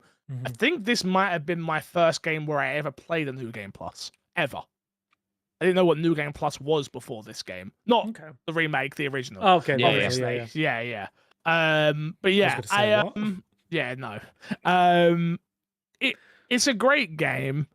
It does everything right. And again, I know the DLC talk is like a whole thing, but the parts that were missing, and I was like, why are they missing, were answered so amazingly with the DLC that Resident Evil 3 didn't have. You know, like I was very critical of Resident Evil 3. It was still in my top 10 of that year as well. Because I just love Resident Evil as a world and you know, as a series. But yeah, it makes number 4 on my list.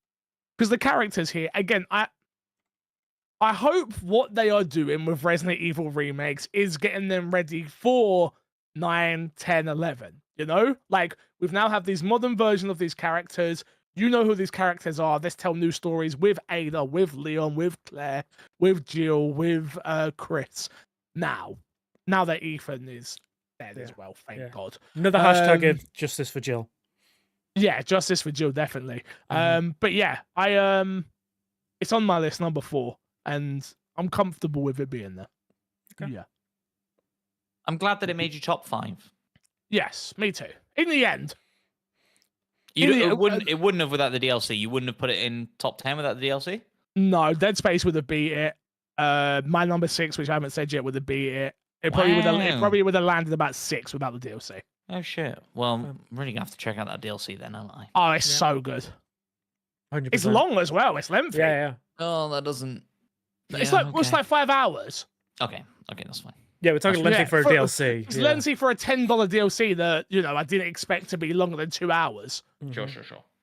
I'm pretty sure, like, the original one you could complete in like an hour or 2. That's what I thought it was, yeah. But no, agree. this has like a ton of extra stuff, and it's really good. It fits in perfectly, and like you say, the way that they intertwine the 2 different stories from like the main game and the DLC works really well. I feel like I'm putting the DLC on my top 10. Yeah, it gives so much context. It gives so much context to that world a lot more, which is amazing. Crash, number 6. Oh yes, number 6. Number 6 for me is Sea of Stars. Yeah. Oh, okay. We talked about it in the last round. Sorry. It was Spawn Cool. 7. That's fine. Me. My number 6. Me. What do you mean? Oh yeah, you. Sorry. How dare you? How dare? No, it's fine. It's getting confusing when we're starting intertwining numbers and stuff. So my number 6 is Viewfinder. So this is the indie game, which is basically you use photographs and images and stuff around the world to kind of solve puzzles. It's basically Portal meets a photography simulator. It is quite possibly one of the best mechanics I've ever seen in a game. The way that they use those things, like use the photos, and when you get the access to the camera as well, and it opens up something completely different, the abilities and stuff. It is like, I don't know to this point, I don't know how they've done it. Like, I have tried in the past, I've tried to make my own game, and just the the basic building blocks, I understand how you make a game. I don't understand how they've done this. Like, I genuinely do not. It makes no sense to me. Yet somehow they've managed to make a game. Not only is the concept of it cool, but it is. I have in my playtime with that game, I have tried to break it, and I have been physically unable to do so. Like, it's such a clever mechanic, and I don't want to talk too much about the mechanic, but if you can play this game, like I say, there is one of the game mechanic wise that is on my list that blew my mind even more. But yeah, this is such a good game. Definitely add it to your list of games to play if you've not done so already.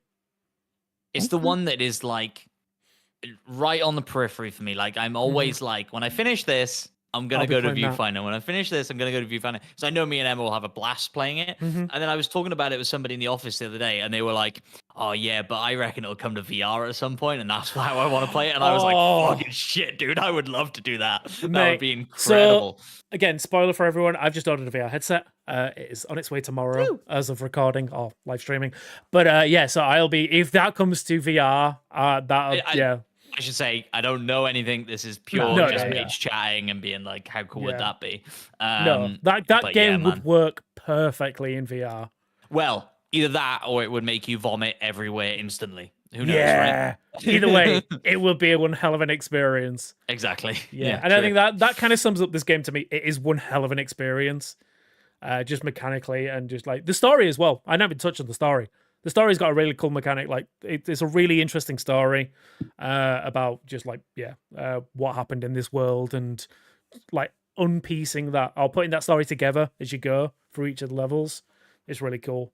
But yeah, definitely play it. Everyone should play it. Okay. All right. Number 6 for me. Mm-hmm.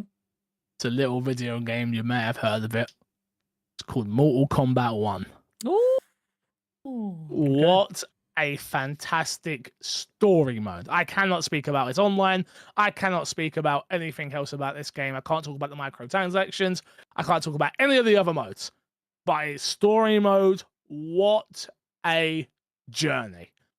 I absolutely loved it. It took me back to my childhood. I remember playing Mortal Kombat 1 on the PS1 and, fall in love with that game and what it was and how gruesome it was and things like that for back then, right? And this game perfectly, you have those moments where you think something looked like something back, like the PS1, we imagined it looked like the way this game looks. It's kind of how I feel with this game.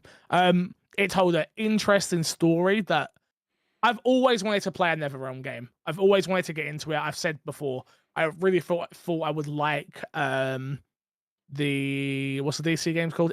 Not Infamous. Injustice. Thank you. Injustice 1 and 2. I always thought the story modes for those I would probably enjoy. Never got round to them. Mortal Kombat 10, 9, 8. It was too far gone. I was like, it's too much.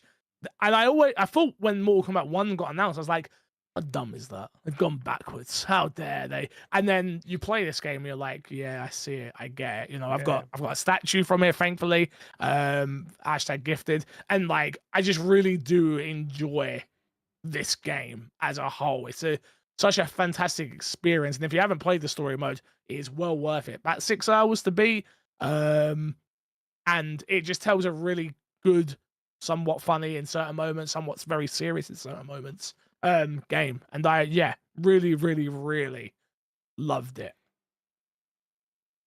Yeah, agreed. Like I put a little bit of time into the online stuff. It didn't make my list, by the way, just putting it out there. But I agree with everything you said about the story.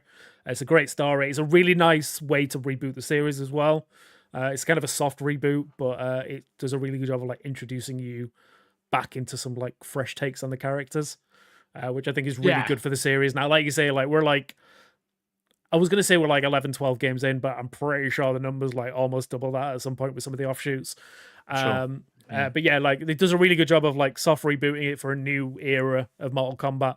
And just the combat, like the moment to moment gameplay is really fun as well. Like the gameplay's amazing. Like I didn't talk about the gameplay at all, but it's a very fun and simple game to understand in the fighting game genre. Now, obviously, Crash can talk on this way more than me, but for me, I was able to play the game and understand it. By the time Crash had kicked my ass, I understood what I was doing.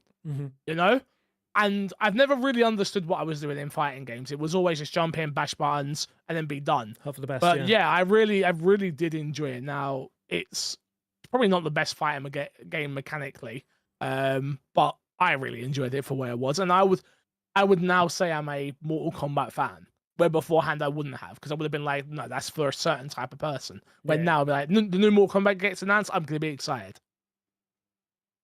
Yeah. Same, to be fair. Yeah. My number 5. My number 5 is Dredge. My second fishing simulator game of my top 10 this year. I loved Dredge when I played it. It's not on Game Pass, is it? No. I keep thinking it's on Game Pass, but it's not. No. But it is available on Xbox, so go play it. For me, like Dave the Diver keeps adding all these mechanics that make sense. Dredge is way more simplistic in what it does, but it just keeps adding to the mystery and the atmosphere and the story and the characters. And and the way it builds more mechanics in is by letting you travel further by the way you upgrade your ship. And I just love that. And I think the pacing of it's fantastic. And it's genuinely scary in moments, at least briefly, before it gets a little bit goofy. But it's great. It's great. And I love the mystery of it. And I love the creepiness of it. And I think the music's great. And the atmosphere is great. And it's well worth playing. Go play it. Great. That is on my honorable mentions. So I did end up playing this Fair game enough. because of you. I probably would have scraped the top 10 if I had played more and played it earlier, like you told me to, if I'm Yeah. being totally honest. But yeah, I only put 3 hours in, but those 3 hours I had a ball. I absolutely loved it. We streamed it on my Xbox and Me, Twitch and YouTube channels. Me and the audience, I was doing funny voices for each of the characters. They've got their own little stories they're telling. You go rescue a man from a tent who's just out there, and you go and get a man's son's ring, I think it was. I can't remember. Just these little mini stories that are going on while you're focusing on, I've got to make money. I've got to do this. I've got to do that. I've got to upgrade my ship. I've got to do this. I've got to do that. And yeah, I totally agree with you. I don't find it that scary or creepy, honestly. Especially when I'm playing games like Resident Evil and, Alan Wake and things like that, right? But I do understand what you mean in terms of like, there is the one thing I will say about it, it does have that moment when you are, that first time especially, when you're going out in the ship at night and you can't see anything in front of you. You've only got that tiny light on and you're sort of just like, I should just go back. Let me just go back. But you're like, but I know the fish I need only comes out at night and it's over there. I need to go get it.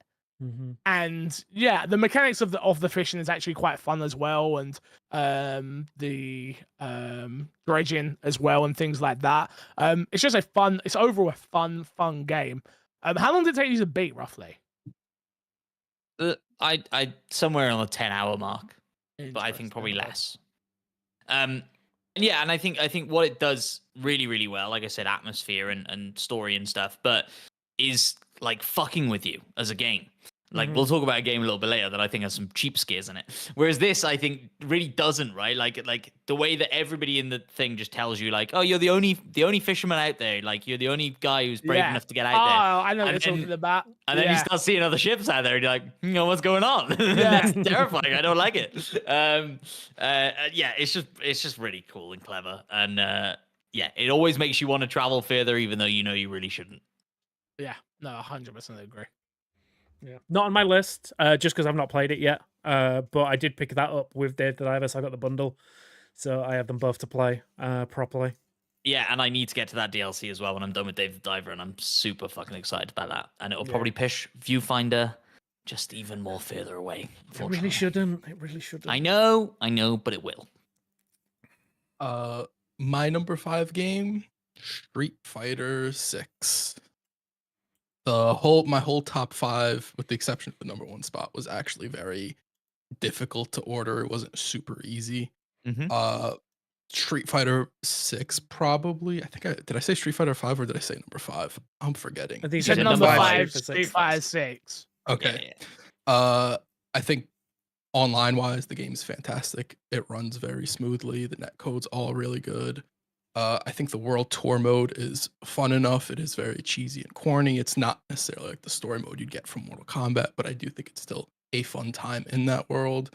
On top of that, like the way they've revisited all the characters in this game is fantastic. I think this is probably the best fighting game Capcom's put out in a while.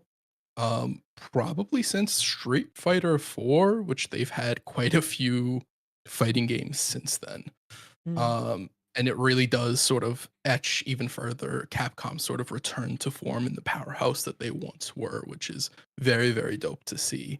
All around, if you're a fighting game fan, specifically if you're a Capcom fighting game fan, and even more so if you're a Street Fighter fan, this game is phenomenal. I couldn't do anything but giving it praise.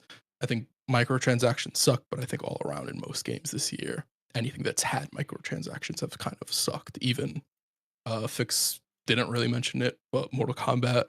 I said I didn't. You did say you didn't know. Yeah. No. I know. Yeah. I knew there were problems. I didn't experience it, so I played the story mode. Yeah. Yeah. I wasn't saying that you were like sort of ignoring it or whatever. Yeah. But yeah, it's just all around the board. It's been pretty not great for microtransactions, but other than that, I do think this game's just fantastic. Absolutely phenomenal year for fighting games, though. If only Tekken came out this year. Not too long though. Not too long to wait. So excited for Tekken. Yeah, cool. These won't shoot, right? Yeah, my number 5. So we talked about Viewfinder having one of the best mechanics. My number 5 is Cocoon, which I think had the best mechanic in a video game. So again, this is from the developers of Limbo and Inside. Again,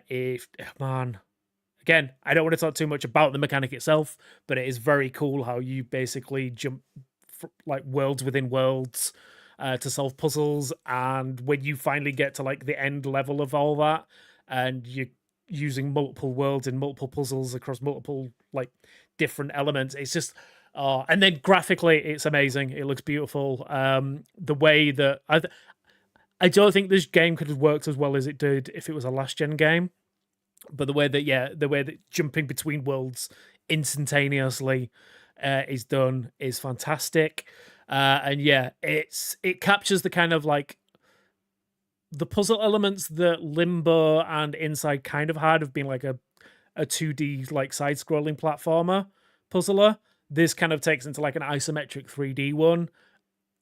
It kind of opened up so much more like in this world. And yeah, I can't say enough good things about how good of a puzzle game this is. That yeah, I would choose this over Viewfinder. But yeah, it's such a fantastic game. And it's on Game Pass. So go play it for no Great extra get for Game cost. Pass. Yeah, Yeah. absolutely fantastic get for Game Pass. I was too dumb for it. Really? I totally get what you're saying about worlds within worlds and puzzles within puzzles and da-da-da-da-da. And I got quite early on in that and was like, I see what you're doing. I cannot keep track of this. I'm a dum-dum. This ain't for me. And so I bounced off of it. So I was the exact opposite. So like I definitely got stuck in moments, but when you figure out the puzzle, it makes absolute total sense. Of course. And it does such a good job of making you feel like you're smarter than you actually are, because I'm a dum-dum. But yeah, I got through this game in like a single sitting. I think it was like, I want to say 4 or 5 hours long. So not exactly massive. But yeah, no. Every time that you solve a puzzle, it makes you feel like a genius. Which I think is the perfect like hallmark of being a good puzzler. Oh. Yeah, absolutely. Absolutely. Number 5, Matt? I did my number 5. That was Dredge. It's your turn. Oh, Sure my thing, number. yeah. Sorry, my number 5 was Dead Space. Which we've already talked about. Yeah. So number 4. So my number 4 was Spider-Man. Spider-Man 2. You know I'm a massive Spider-Man fan. More Spider-Man. Give it to me now.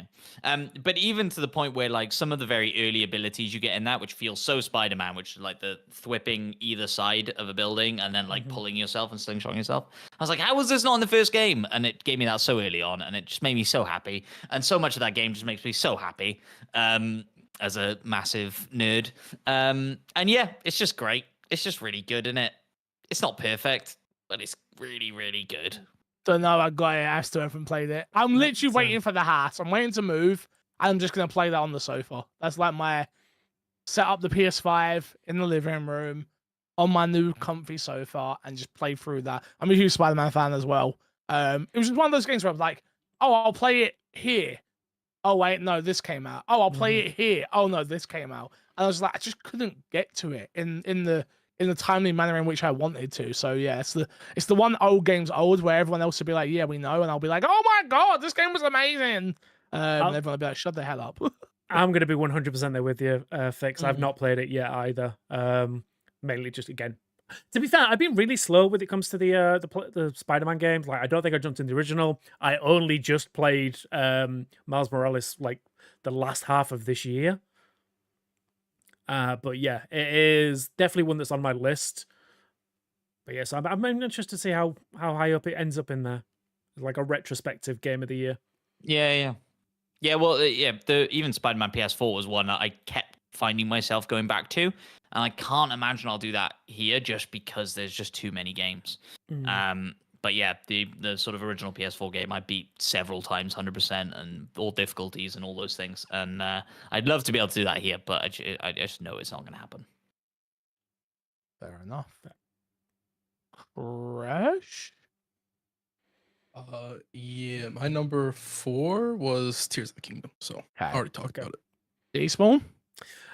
My number 4, this is where we get contentious, was Starfield. Ooh. Yeah. I And you- put a lot of hours into that game, and I personally loved it. I can see why there were complaints about it, so the empty worlds and things like that. But I also came from like a kind of, I want to say, like, I come from like a love of survival and crafting games. So like having an empty world where I can just like mine for resources and build like my own little outposts and things like that, I'm fine with that. Like, I love that kind of stuff. But then adding the story onto the like, I really, really love this story. Again, I've completed. I think I've done like one and a half run throughs of the game, and I do want to go back and do more. But again, having the time to do it at the moment. But the way that technically with the way that New Game Plus works in that game is really interesting and really cool. And then when you add into like the superpowers that you get, which is basically the Frusradar of space, and then yeah, the combat is really good. Like this is some of the best like gunplay that a Bethesda game's ever had. I think it's the most like technically just one of the best feeling that they've ever done. And yeah, I love my time with it. I loved all the characters that you speak to. And yeah, again, I can't talk too much about the New Game Plus stuff, but the way that it kind of like changes how the story plays as well is really interesting and really cool. And yeah, just all the different mechanics that they've got in there. Like I love space combat as well. And yeah, I just love my time with it. It's weird because I find it really hard to stick with Bethesda games, but I loved every moment of my time with this. The way that some of the side quests, which felt pointless to start with, end up being like this massive sprawling story that takes you across the galaxy. It was so cool. And yeah, I think some of the side quests are the best parts of that game. But yeah, I loved it. And yeah, I understand why people had trouble with it. Like the menu system was hard to get your head round. Some of the worlds were a bit too empty, and some of the quests, like the main quests, were probably some of the weakest parts of it. But yeah, no, I love my time with it.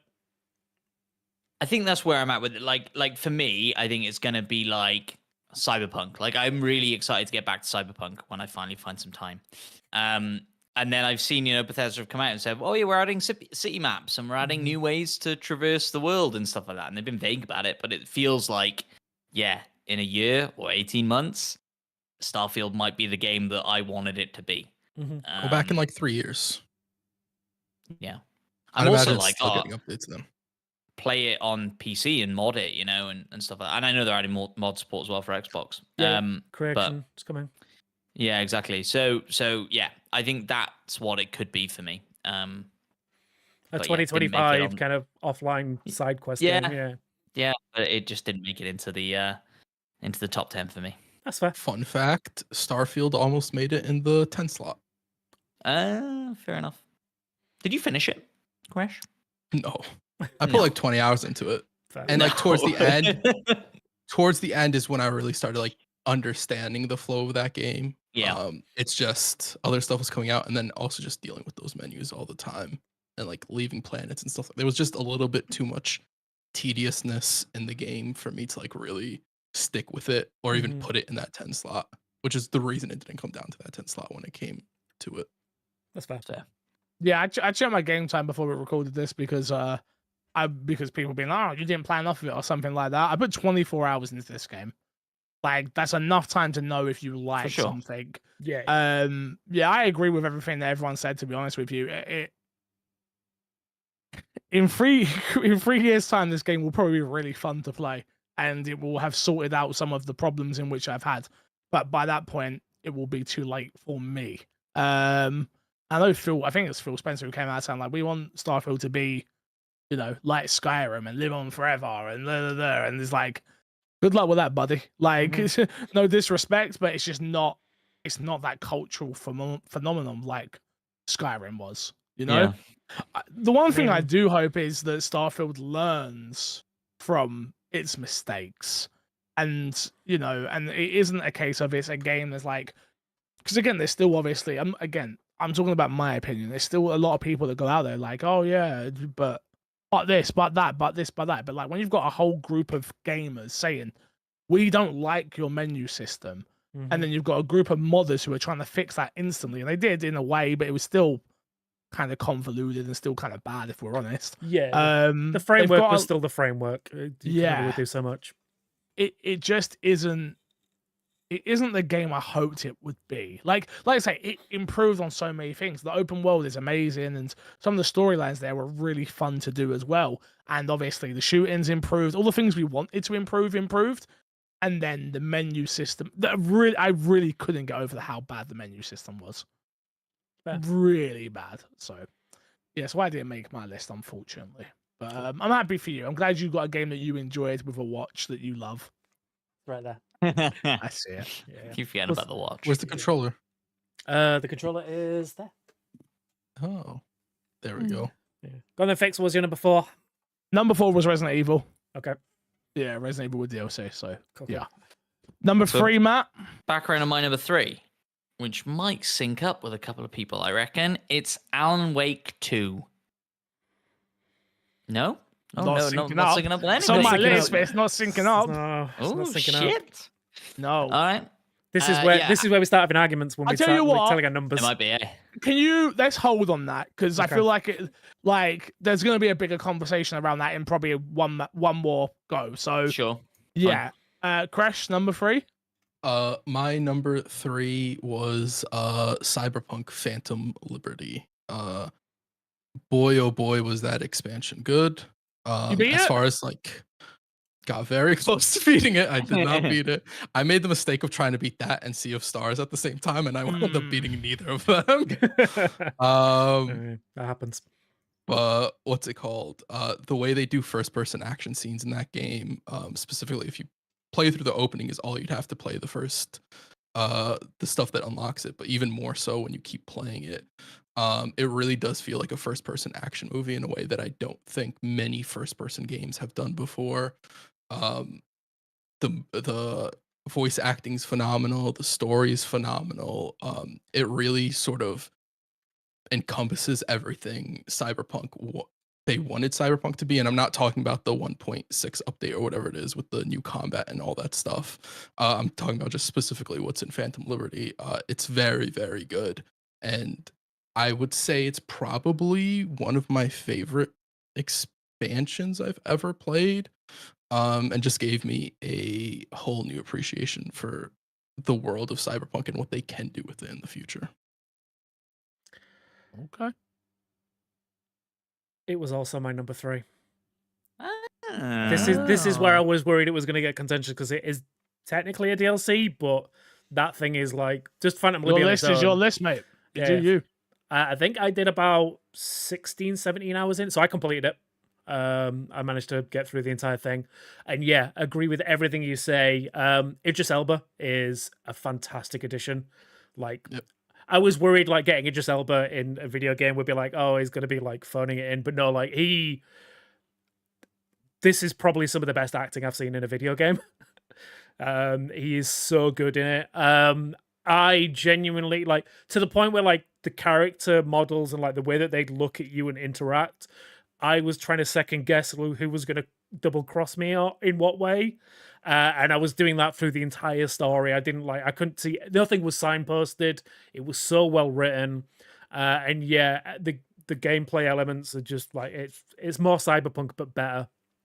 Yep. And yeah, it was, as a standalone gameplay experience, it was easily one of the best things that's come out this year. Okay. My number 3 was Hi-Fi Rush. Okay. So there you go. So Matt, your number 3. Number 2. Your My number number 3 was Alan Wake. Is Alan Wake. Cool. And your number 2 is Lies of P, which we've already talked about. Okay. Crash, your number 2? My number 2 was Lies of P, which we talked about. Okay.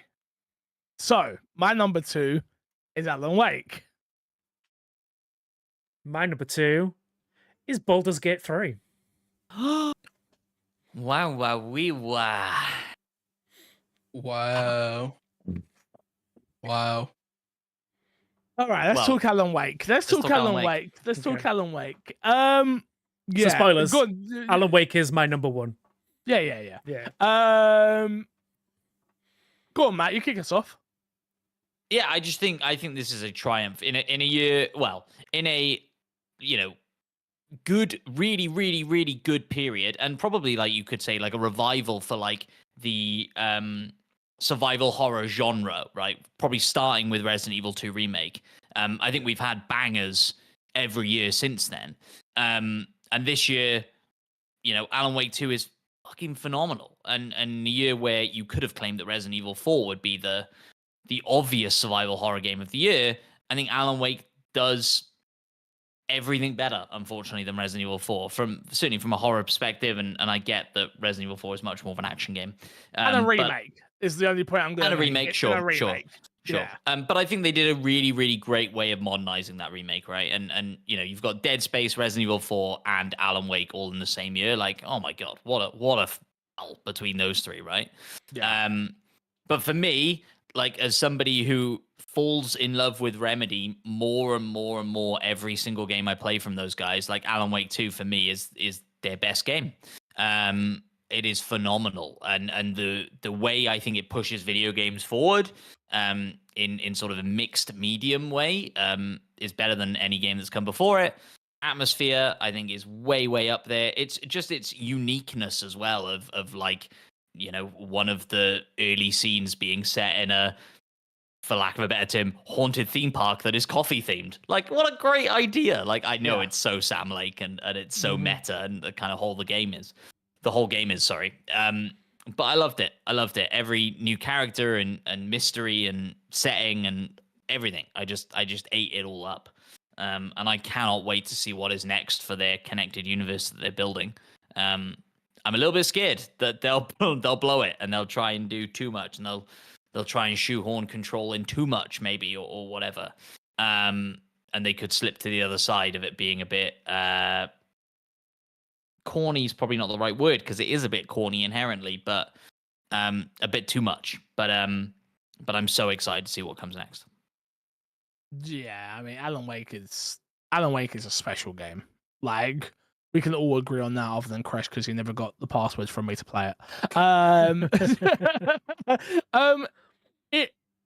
It's one of those games that, yeah, I mean, I've been a big fan of Remedy ever since I played Alan Wake 1, right? I didn't even know they made Max Payne back in the day. So before I even understood what the industry was and what a developer was, to be honest with you. But yeah, Alan Wake to me symbolizes everything they've been working on for so many years. Again, I played Quantum Break, right? I was the guy sat there, and that's what I can't wait about this move as well. I have so much stuff in my mum's in my mum's loft, that you're gonna see like Quantum Break, but like I've got a block, that's like it's a universal charging thing. So it's got like an American plug on it, it's got a UK plug on it, and it says Quantum Break on it. And I've got like t-shirts and all this crap. I've got so much shit just lying about in my mum's loft that I can't wait to show on the podcast and like in videos and stuff. But I've been a fan of them since that, right? And this was really the amalgamation? Is that Amalgamation, right? yeah. Amalgamation, thank you, of what they were trying to do then. And that game got swept under the rug and shot out back for this game to live. If we're being totally honest, it is the mixture of live action and video game, but it's not just the and cut and now we play game. No, it's a mixture. It is a great mixing bowl of, if you want to sit here and watch this short film we've just shot for you, you can. If not, you can just run off and leave it. And that's one of the special elements. Like you said, atmosphere, remarkable.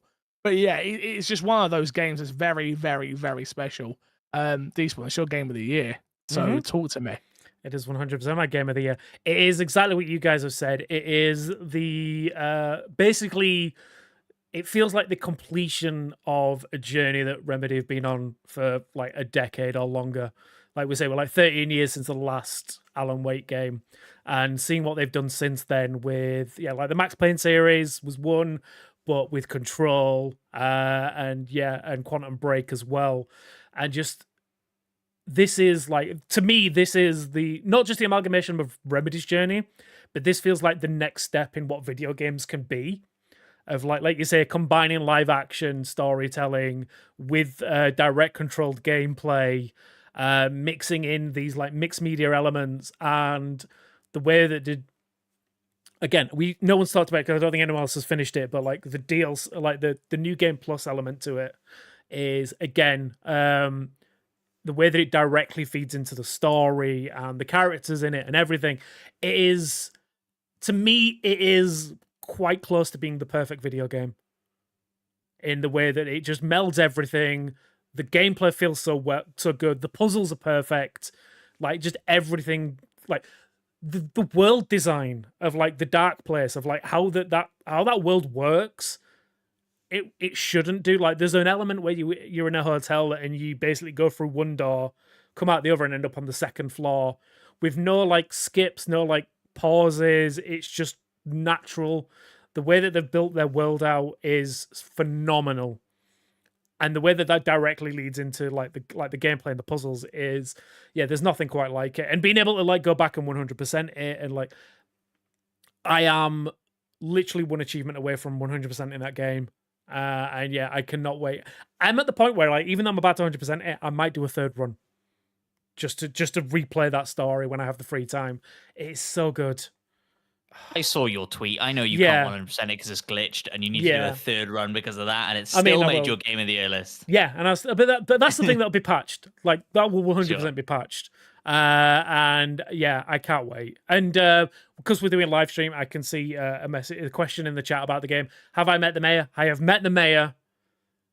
Yes, best mayor in any video game ever. 100%, no doubt about it. Yep, Mayor Setter is the best mayor.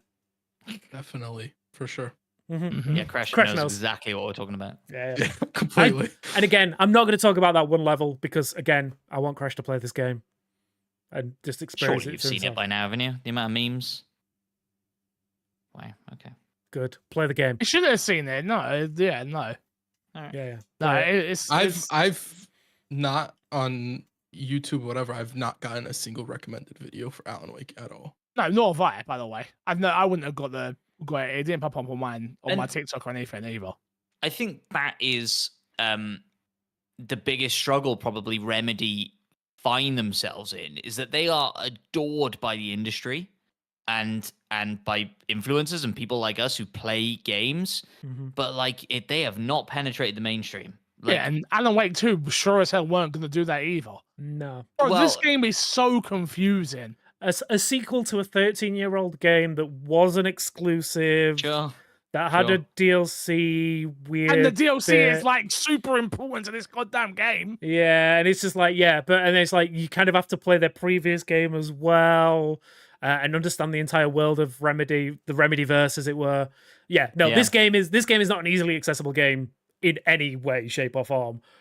But every single game fan should play this game. At least try and play this game. Yeah, it's great.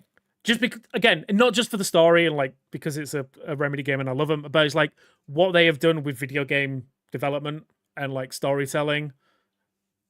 Like, I think everyone needs to at least try and play this game. Yeah, I do agree with you. There's so many people that will play this game and be like, no, this is not good.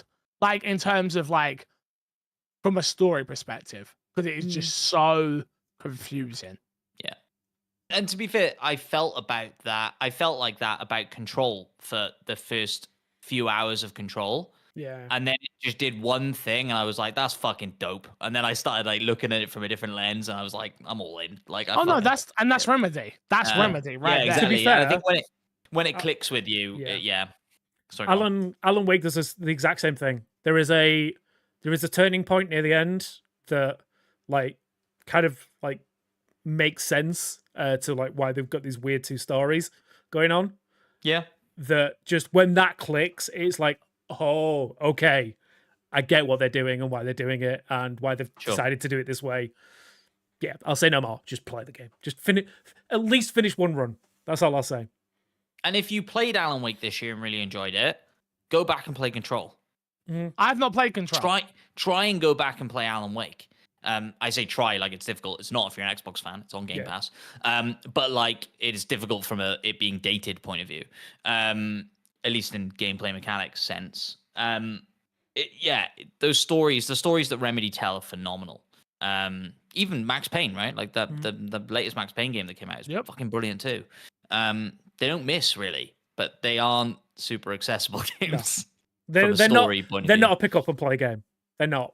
Like you have to invest your time in the story and getting like pay attention basically. But yeah, I think the reason this was number one rather than number two, which we'll talk about everyone else's number one because it's the same game, I know it is because I also grew up on TV shows like Twin Peaks. Sure. So having a game that I can control that has that same like unnerving, confusing element to it, I'm totally there for that. It's just this is a game custom built for me. I love it. Fair enough. Well, number one, Crash. What is it? We get to talk about the actual game of the year now. Yes, the actual game of the year. Baldur's Gate 3. Absolutely. Yes. What a monster of a game. But bro, you don't even. I promise you, you don't even know. I ain't seen anything yet. I am sitting at 91 hours. All I've done through Christmas is play Baldur's Gate. Me and Haley, Boxing Day, Christmas Day, New Year's Day, have been playing Baldur's Gate. And when I tell you, this game holds such a special place in my heart, it is scary. Like, there's only a certain time where a game comes out and I go, yeah, this is one of my greatest games of all time. And Baldur's Gate is on that list. It's impossible for it not to be. Again, I'm a light fan of D&D, right? But that was enough to go, I'll check that out. Kresh, I promise you, you're just getting started, mate. Please talk to me. I mean, look, the game really just lets you do whatever you want. It doesn't hold you back. If you think like you've outsmarted the game in some sort of way, like I did something they didn't expect, you'll have characters reacting to what the nonsense you did. Yep. And treating you like you're an idiot in some cases because you did do something incredibly stupid. The world just completely reacts to you, making it feel like you're actually in it. On top of, you've mentioned it a lot when you talk about the game. You could sort of just go off and do your own thing and accidentally get in a fight over there. And then you're yelling at your friends, like, run over and help me. There's so many different ways everything can play out, even if you decide, hey, I'm going to talk about the Goblin Camp a little bit because it's one of the earlier ones. Yeah, early. Yeah. You decide, I'm going to go through the Goblin Camp and I'm not going to side with the goblins. I'm going to kill them all. There's like a bunch of different ways you can choose to tackle that as well. Yep. As opposed to, even if you decide to side with them, how exactly do you go about that? The game just gives you options. And if you think there is something you can do, the game just lets you do it for the most part. Literally, I had a moment just before we finished playing the last time, and a character, I was talking to him, blah, blah, blah, bash roll, mess up, he's pissed at me. I only just found out you can flee from situations and then come back, and then the character will still be upset with you, but you can kind of try and get your way out of that situation, right? Yeah. So I've done that, flee for the first time, come back, there's a puddle of blood and a letter. I don't want to go into any more detail, but I was just like, are you taking the piss? I thought I outsmarted this game. Like, oh yeah. So the guy was a swordsmith. So he was selling stuff, and I was like, "Are you taking the?" I thought I'd. What do you mean? Like, you finagled the game. And it's a whole letter being like, yo, something happened. Like, and I'm like, okay, cool. And then I go downstairs and talk to somebody else, and they're like, oh yeah, where's Eric? I ain't seen him this morning. And I'm like, Awkward. sorry, Eric dead. And he's like, why? Why are you lying? Why? And then like the characters are reacting to me. Mhm. And this isn't. I think the biggest thing about that game is like this isn't a main character. This isn't someone in like. I was gonna say, don't mean to be rude to a fucking video game. This is what I mean. Like that's how it feels like. But this is just someone who sells me weapons. I had a conversation with a fucking cat who was like, "Please don't talk to me. Just talk to my owner." Yeah. Like there's so much this game does, and it's so multi-layered. And I said that's why I'm so, you know me, I'm very old games old, I don't care. There is no way I could say that about this game. Like the same way I think about Resident Evil, same way I think about GTA 5 is the same way I think about Baldur's Gate 3, which is like, you'll play Baldur's Gate, please, I'll play here. What now? We plan now? What right now? Yeah, let's do it. How long you got? 10 minutes? I don't care, I'll play 10 minutes. Like it's like crack, cocaine. I imagine. I've never done it before, but I imagine it's like it. You know, it to me, it's just so special. Matt, talk to me. Yeah, I totally agree, and it does the impossible, which is capturing the magic of D&D, which is exactly what you were saying. Like my favorite parts of D&D are failure. Mhm. Like in a campaign that me and Despawn played in, I was trying to do some crazy acrobatic shit. I rolled badly. Now my character has a bad knee, and I'm just going to play it that way. Like, I'm just going to play it like my character's kind of old and fucked up his knee. And that's just in my head canon now. Mhm. That's how I deal with my character. And like, this game will totally respect that choice and just be like, yep, cool, let's do that. And like, yeah, D&D is not a game you win. It's a story that you tell. And Baldur's Gate is not a game that you win. It is a story that you tell. And I know my story will be different to Fixer's story. It will be different to Crash's story. And the story that we all create together when we play it will be different again. And that is the magic of D&D, the impossible magic that no game should be able to replicate, and somehow Baldur's Gate does. And like you say, it's got an answer for every question that you try and pull out. Is one of the things that I like fell in love with VR about. Like a lot of the early VR games would have that element, like of going, oh, I bet the game devs didn't think I would try this, and they have an answer for it. Not always, but a lot of the time. And those are those magic moments. Baldur's Gate just feels like it has every base covered. Like whatever you can try and do. Like, oh, I'm going to distract this guy talking to him, and I'm going to make one of my other characters invisible and go pickpocket. We got an answer for that too. Yeah, don't worry about it. Like, just fucking magic. Like literally magic video game design. It's probably ruined a lot of other RPGs that are going to come out in the next 2-3 years. That people are just going to go, oh, it's not Baldur's Gate, is it? Which isn't a great argument, but it will certainly be like said a million times over. Sure. And yeah, I cannot wait to see what Larian do next. And I know we're a long ways off it. And yes, rest up, Larian.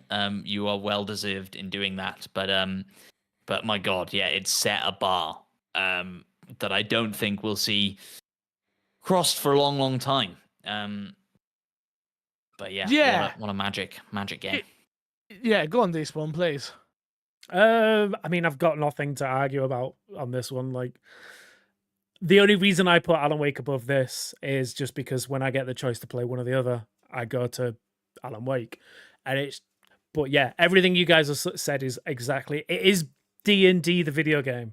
It is a game that gives you the infinite amount of choices to do whatever you want in that world. And the fact that, well, we're talking like, I'm looking on my Steam. I think I've done like 60 hours in the game, and I'm only on Act 1. And that is on a single playthrough. You add in the fact that there is maybe I think 12 or so different classes you can play as, different types of characters that you can be. So you have different backstories, different races, all of which will have a direct effect on how people in the game will interact with you. There is such a replay value in here that I don't think that, like you say, there's nothing quite like it out there for the amount of options that you get in this game.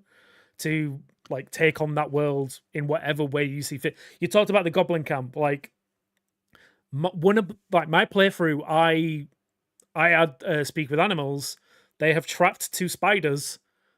I spoke to those spiders, convinced them to go attack everyone, used the sleight of hand to unlock the gate, and just let the spiders go wild and like murder everyone in that Goblin Camp.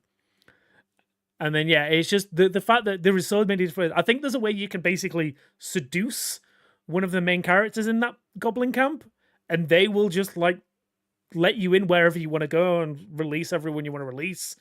And it's just the fact that you could, depending on however you want to play your character, you can take on any different ways. It's just, oh man, it's the option paralysis is the thing that I always come to. There is so many options for every different scenario, and this game does such a good job of giving you the ability to do whatever you want.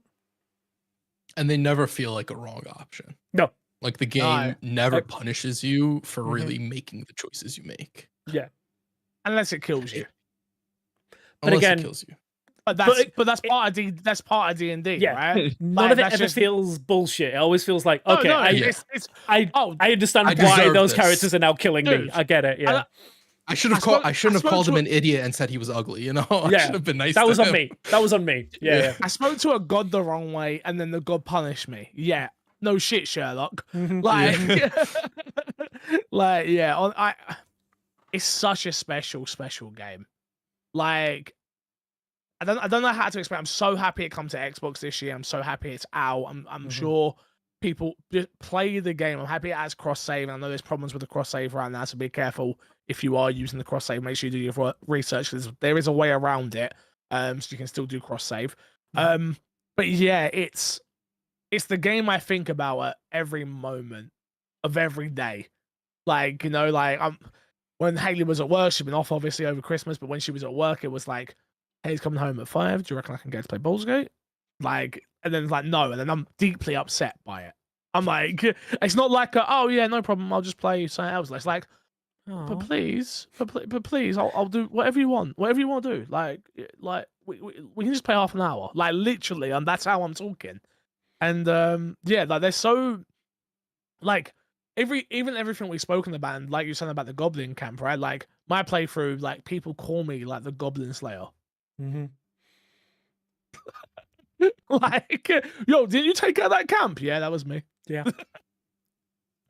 And like, it's, if you can get your head around, because I remember when we first played it and I didn't understand the game, and I ended up attacking someone in the city, right? And then like you have like 50 people trying to kill you. I don't know if and that was like before, this was like in early access. I don't know if they sped up the combat or something, but like combat can be like a 50-person battle, but it doesn't feel like it takes that long to get through. To me, it doesn't anyway. I'm not sat there twiddling my thumbs being annoyed that I'm waiting. Yeah. I'm super engrossed in everything that everybody is doing. Yeah, every combat role feels like it's meaningful, and it's also, you're not just waiting for your turn. Yeah. So even if it does take like say you got like a ton of characters all fighting, it's like even if it just take a little bit of time to get to your time to play, you are kind of invested in like, right, who's they going to attack in my party? What attack are they going to use? Am I going to be able to like deflect that? And, like, you always feel invested in every element in combat. And then again, same with the story as well. You always feel like every conversation is meaningful. Like you don't feel like any kind of like side quest is superfluous. You don't feel like you're wasting time trying to get to the next point. It's so well written. There's like everything has meaning behind it. Yeah, I agree. And I think it's really special in the sense as well that I genuinely think it's accessible to a lot of gamers who probably don't think it's their sort of game. Agree. And so I would encourage you that if you are fed up of hearing people moan on about Baldur's Gate and you really don't think it's your sort of game, I'd encourage you to maybe go watch some Twitch streams of the early game or some YouTube videos or something, because I get why people calling it the D&D game would be off-putting for some people. But I genuinely feel like it is accessible for new people who are very unfamiliar with D&D and all the rest of it. And if you've got a group of friends to play it with, even better. But if you need to play it on your own, that's totally fine too, and you will have a blast. Well, I Yeah. was thinking about it just from our playthrough, right? Because we're going to be playing through it as a 4-player campaign, we're not going to be using the characters that are at your camp. Nope. Yeah. No. We can still chat to him. Yeah, No, it's the I shows no, on. I know, I understand that, but it's like I built relationships with certain characters, and they've come and gone, and whatever. Our campaign will be so different to Yeah. anything that I've done before. You know, even like in my campaign that I'm playing now, Precious' character lives there and is there, but they're just sort of, you know, they're locked in a wardrobe Just pretty there. much. Yeah.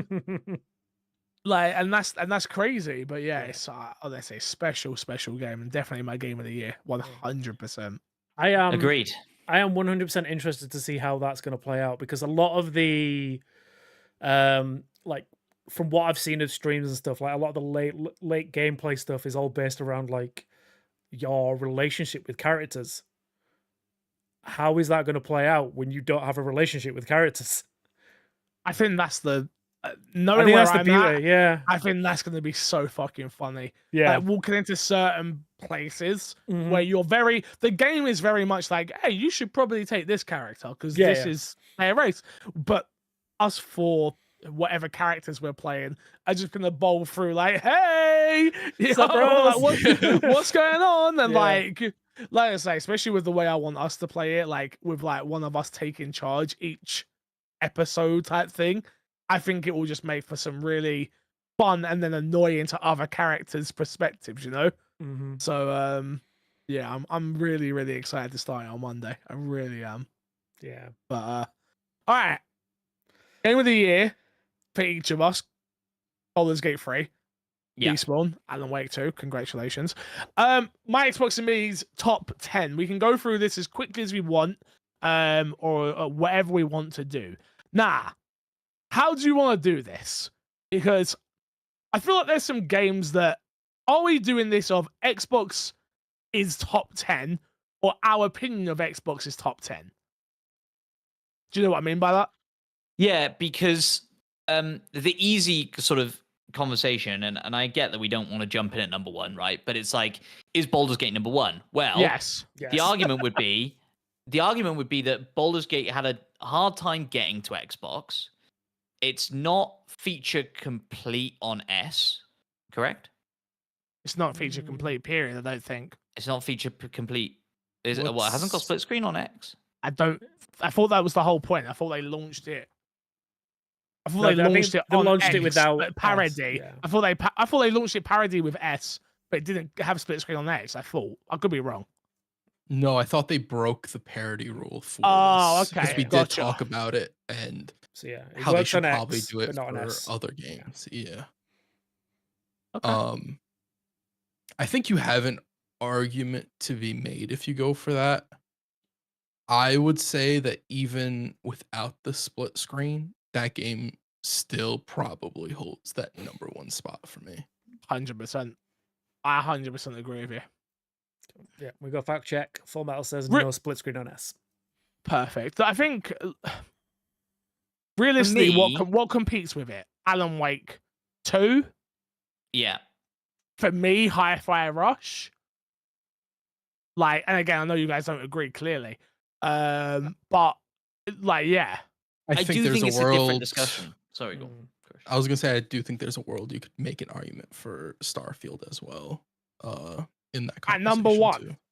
Oh, not number one. think- No. Not number one. I think you can make an argument. For some people, I think you could absolutely make an argument. I'd like to hear it. Mm. As somebody Should we who put start it at at the number bottom? 4. Should we start like, at 10? Yeah, start at 10. Start at 10. Okay. All right, let's start at 10. What do you think is? What do you think? Go on, Matt. Well, sort of based on taking the Xbox games out of my list, I would put Hi-Fi Rush there, but I'm more than happy for that to land higher up the list. You have Well, no chance. How dare you? Well, why don't we start with Hi-Fi Rush at 10? We go to the next game. If Hi-Fi let's- Rush is better, Sure. we bump it up to Fine. and just Okay. work that way. Because if we're looking Okay, cool. to Yeah, find fine, a number fine, 10 game, Fine. That works. we're gonna be Yeah, that works. stuck here forever. Yeah. Yeah. All right. Cool. Number 10. Hi-Fi Hi-Fi Rush is our Rush. Cool. foundation. Sure. Yeah. Go on then. Throw out another one then, Chris. We'll go round. 1 second. Let's go with Lies of P. Lies of P, we'll put that at number 9 for right now. Yeah, Lies of P deserves to be higher than Hi-Fi Rush. I agree with that. Not only just in it being a better game, but it being a better game for Xbox. It being a more impactful game for Xbox to have on its service, to having Game Pass day one. We're talking about the games. We're not talking about its impact. We're not talking Yeah. about how many it's sold. We're talking about We- the games and how they perform in our enjoyment. Yeah, we All don't of have that's to have initial. all of that's irrelevant because even without all that, Lies of P is still a better game. That's what I was saying. Yes, As agreed. some- Again, as somebody who didn't really gel with either of them, I feel like I enjoyed the combat more in Lies of P. And again, the world building, I guess I just kind of gelled with that a little bit better. So yeah, I'm going to agree with these two, these two knuckleheads here. I think Lies of P comes above Hi-Fi Rush. You've been All right, outvoted, Fix. Carry on. Yeah, Your own carry on. podcast. Carry on. Ousted. Carry on. I'll go. That's fine. I'll go. All right, where are we putting Resident Evil 4? Does it go above what's it Lies called? of P. Yeah. Yes. I haven't Yes. Yes. Mm-hmm.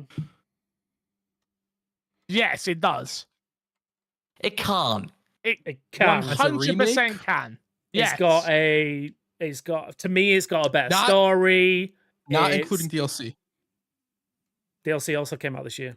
It came Not out this including year. DLCs, but DLC is not Resident Evil 4. So, but we can't the expansion for Phantom Pain for Liberty? Cyberpunk. Did I say Cyberpunk is in? I'm asking. First of you a all, I question. haven't even put it in. I'm But asking you a also, question. I'm asking you a question. do you want to put the DLC there? Do you want to I put am the DLC in its putting- own category, or do you want to put Resident Evil 4? Which I one are want we to put doing? both. I want to put both together. They're not both together. No, I don't think you can put both together. They're You're not the setting same a very thing. dangerous precedent. I hope you know that. How am I saying? So are it's- you. Because next year, me and Crash are going to put Elden Ring at number 1. All right, I'll sure, do that fine. this All year right. with Cyberpunk if you want me to. You ain't getting no votes with Cyberpunk. No one cares about that Okay, game but you. but that's absolutely fine. That's cool. Well, Despawn had it in his, but that's absolutely whatever. fine. I'm Resident just Evil saying, like, 4 without the DLC is better than Lies of P. No, it's not. Yes, it is. Are we at a stalemate? Yes, we're and at you've a got to give stalemate. me a win. Well, Well- for now, let's just put them side by side. okay, You know, let's call them joint ninth for now. Sure. Okay. And we Sure. can keep working it out as we go. We'll Okay. argue that one in a bit, but I personally would put it above Lies of P, even on its own, without the DLC. Should Well, I then- keep track of this because it I could am get doing quite it. Okay, Yeah, good. I'm on Thank that, you, don't worry. Despawn. Well, throw out a game then, Despawn. I mean, let's just go for some of the big guns. Cocoon. No, doesn't even make my top 10. doesn't make mine either. Okay, That's a rough one. that is It's Because I a one. could rough see one. it being up there, but I For now, let's just put it in the 10 slot and let's bump everything else up. So we've got. No. It doesn't It make might the drop top off the 10. bottom. It might It drop off don't the make bottom. it. It doesn't even make it. That's wild By to that me. logic, okay, cool. We might as well throw Baldur's Gate at 1, Alan Wake at 2. You might as well throw them in there then. Okay, Sure. I mean Okay, that's not cool. a surprise to anyone. That is happening. Sure, fine. Yeah. Leave them two there, right? So we're basically Then- arguing for the bottom half now. Yeah. So, okay, number 3. Okay, yeah, go on then. No, there's no way Cocoon makes the top 10. There's no way. It's a great game. I'm sure it was fantastic. In this year of what came out, there is no way it makes the top 10. All right. Okay. That's fine. Like I said, I'm just putting games out there. We don't have to No, I agree with hear them. you. That's fine. That's I fine. hear Yeah, you. I yeah, hear cool. you. All And right. you can make your argument. I'll listen to you. I But there's mean, I no made my way. argument in the personal top 10. I think this was an amazing get for Game Pass. I think on its own, it is one of the best puzzle games this year. can't mention Game Pass. Can't mention it being an amazing get for Game Pass. I Like agree. said, we can't do it for Lies of P. We can't do Okay. it for it's No, and you I can agree with it. mention I agree with You it. can mention you can mention it, but we can't, can't be be voting. part of the We decision. can't be voting It's not on my that's- decision. Okay, that's at the fine. end of the day, you're arguing a company making another deal with another company. We can't Okay. control that. What So we we're can just control on the is our merits of the game enjoyment on of its own. video Okay. games. 100%. Yeah. Okay. Well, then, yeah, in that case, then I still agree that it should be in the top 10 because it is, in my eyes, the best puzzle game that's come out this year. By quite a long margin, minus Viewfinder, which isn't on Xbox. But again, that's just my opinion. Put it in number 10. Put it in number 10. Put it in number Put it 10. at number And 10, bump fine. everything out. I'm bumping this off. Don't worry. I'll come up with something. Don't worry. Okay. Matt, throw out a game. I'll throw out Hogwarts Legacy. It's got to be in there.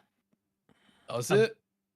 I mean, as someone who's not played it, I can't argue for this one at all. So I'd put putting it the fifth one above. I'd put it, higher up the list towards number 1 than Hi-Fi Rush. Yeah, I wouldn't. But you can easily slot in at number 10. damn it. Okay, bye, Cocoon. Oh, so Cocoon's No, above it? I didn't say that. No, it No. can slot in at number 10 and Cocoon can go bye-bye. But again, you're talking, I think, again, it's hard, right? Because Cocoon isn't my type of game. Yeah. Where at least Hogwarts Legacy is my type of game. Ultimately, I hate to say it, you both would have, it wasn't tied to who it's tied to. And you both would have had a good time with it. But because of the politics around the game, you didn't play it. That's fair. And I'm not talking about the politics of the game. I'm not talking Yeah. about that. Talking about I'm the talking about gameplay. the If we're game talking itself. about the game, a bland story, bland side quest for the most part. No, that's not what we said. I'm talking about what I've generally heard from Oh, people, okay, aside sure, from okay. you two, where they have a whole side quest with a mermaid, and you get to the end of it, and you never even see the mermaid. Where the inside of Hogwarts Castle isn't how it is in the movies. It's Doesn't not line meant to up. be. It's not meant to be. But one thing you did talk about was like how it lived up to what you imagined it to be. Yeah. Doesn't that break that aspect of it by it No, not it- being the same thing? Look, it takes place how many years before? Yeah, 200 years before. the 200 movies. years before the like Harry Potter world and all that. Like, yeah, it's And yeah. it Still is have had a magical closer renovation to by the then. books.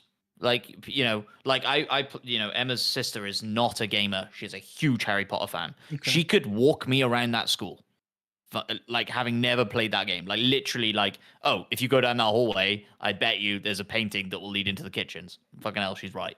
Like, But- How much is think- the appreciation for that game? The fact that it's Harry Potter as opposed to the game itself. Yeah, but the game is Harry Potter. That I like think that's world I building think is that's a part very of it. I think that's a very unfair thing to say. Okay. Like it's a game based on a license. That's what we're Here's- judging it off So, of. as somebody who's not played it and has Yeah. only seen like bits of it, here's my question for you guys: is for those that have, how well does it A, just play as a game, and B, fulfill that like fantasy of being a wizard in that world? It does a great job of both those things. yeah, I think Okay. if you're not a Harry Potter person and you play this game, you're gonna find fun, engaging combat, Yes. and you're gonna find a world that you want to explore and get involved in.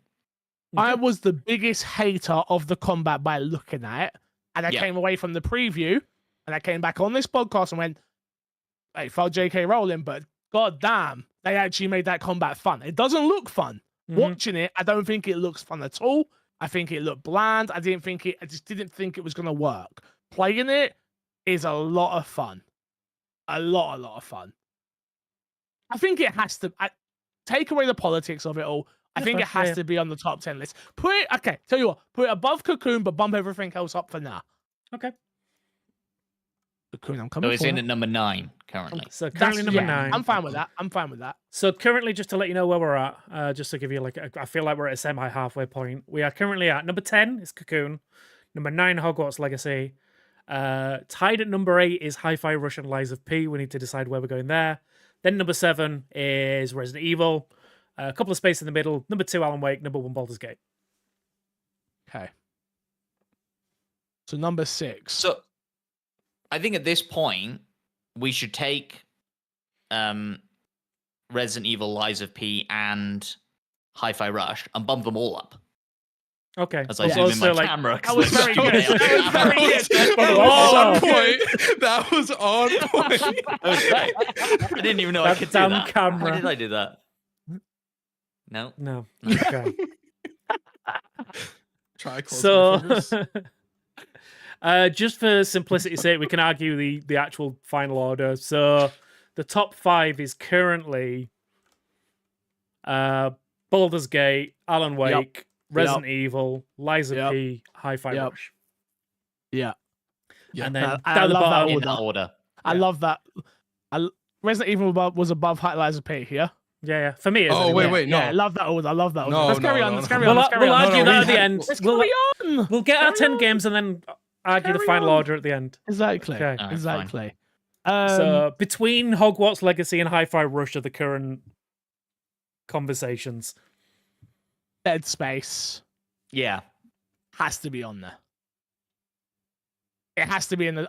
Unless you can tell me another game better than Dead Space this year, I think it needs to be in our top 10 games. Now, we're getting into a very interesting place with remakes and things like that. And I know we are getting into that territory of like, oh, everything's a remake. Unfortunately, everything's a remake because it's very fucking good. Like, that's the problem, you know? I say we put Dead Space at the number 8 spot for right now. At the bottom where it possibly gets pushed out, possibly stays in for right now. I think I'd be remiss if I didn't mention it. I don't know if it'll actually end up being there for us, but Diablo 4 did come out this year. Very good at launch. Kind of died off after it. What do we base it on? The longevity of the game or the experience of that campaign, right? I think the overall experience that that game is giving you at launch was fun. Like the loop was good, but the decisions that they've made for each season, which is still part of the main game, I think completely killed my excitement for that game. I don't want to have to re-roll a new character every time I come to a new season on that game. I don't know that that comes that's to you being an ill-informed Diablo player. Yeah, I And think that's that's fine, yeah. unfair to the game. Like, But I get the complaint. I do my think that's unfair. For my experience that I want from that game, that killed it for me. Fair. Like I have not. I do once, agree. I've not once I thought about. 100% You know agree what? with I'm you. going to go back and play Diablo again because it Yeah. was fun. Like no, like my character, the character that I was enjoying is now pointless. What's the point? Yeah, I don't know that I completely disagree. I don't think I would put it. I didn't even put it in my own top 10. No.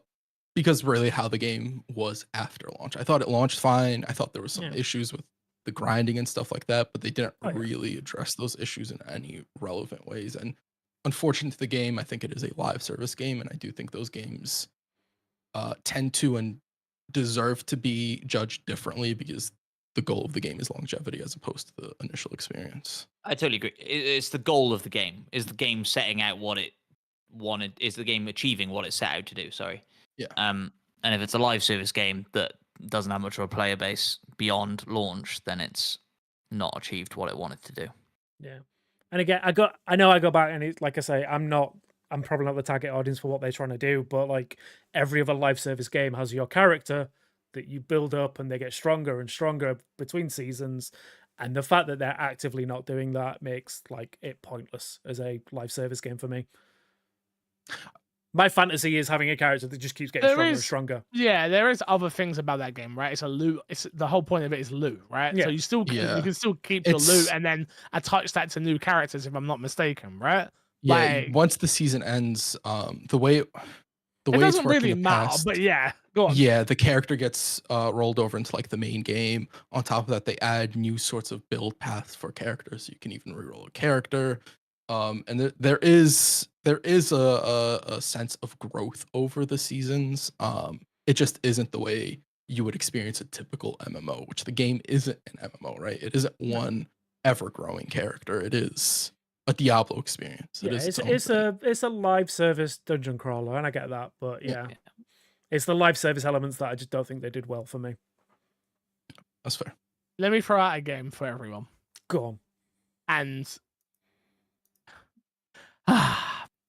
does Starfield deserve to be in the top 10 list? I think yes. Yes. I think would agree taking with away, you can take away the problems I have with the game, the fact that I still put 24 hours into the game says something for it. It is still a special game in certain aspects. Where it goes on the list is where I struggle.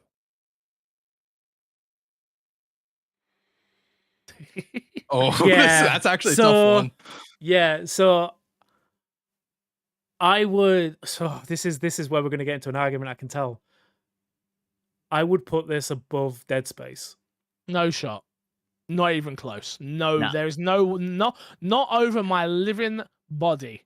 You might as well shoot me now. No shot. I think I kind of agree with Despawn. How? I think at the end of the day, Dead Space is a remake. It doesn't do a whole lot different. It is a reimagined version of what was already there. I think Starfield is a new experience. I think the whole space exploration, I do think it has some stuff that holds it back, but Dead Space also has stuff that holds it back. The only thing is that Dead Space isn't as expansive of a game as Starfield is, so it's not as noticeable. Don't worry, Fix. Let me tell Crash why he's wrong. Please. Please. We just had a conversation about a game achieving what it set out to do. Yeah. Dead Space Remake achieves what it set out to do and then some. Starfield does not. I My don't- guy. Okay, My God. I so don't know if I agree. what with is that. it that Dead Space sets out to do? And this is where your whole argument's going to fall. It set out to give us the most sophisticated space game ever. It doesn't do that. Matt, go ahead. What does Dead Space set out to do? I think That's what it Fix, set out to do. Fix misunderstood what you were saying there. No, Crash. I didn't. Great. I just went with it. Sharp, man. Don't Cool, talk cool, about it, cool. right? Fire me. If you say so Dead Go on, Space, go Dead Space set out to remake and then go above and beyond remaking a classic.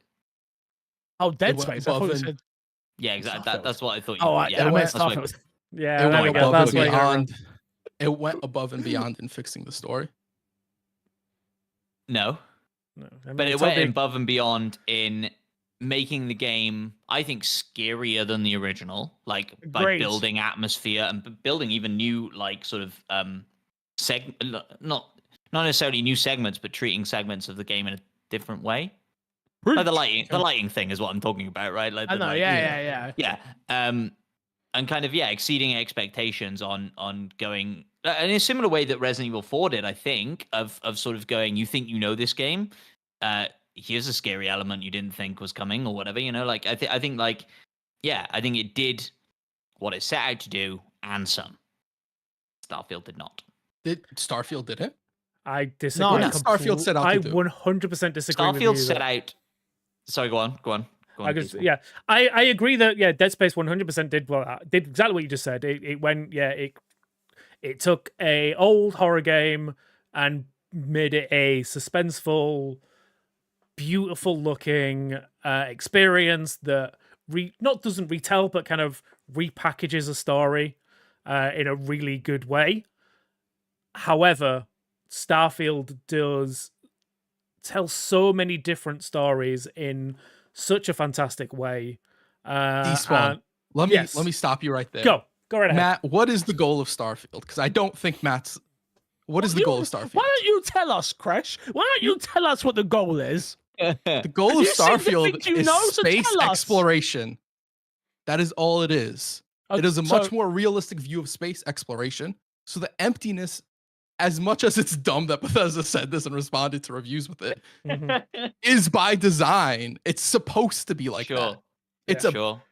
So it exceeds and hits what they it wanted exceeds in to what do. it tried to do, and this is the problem with it exceeding. Here's what probably it with It your tried to argument. seems so well that Is- it's boring. No, I think. Look, But it does it well. Sure. I think that's a bad argument, but like I think like You were making.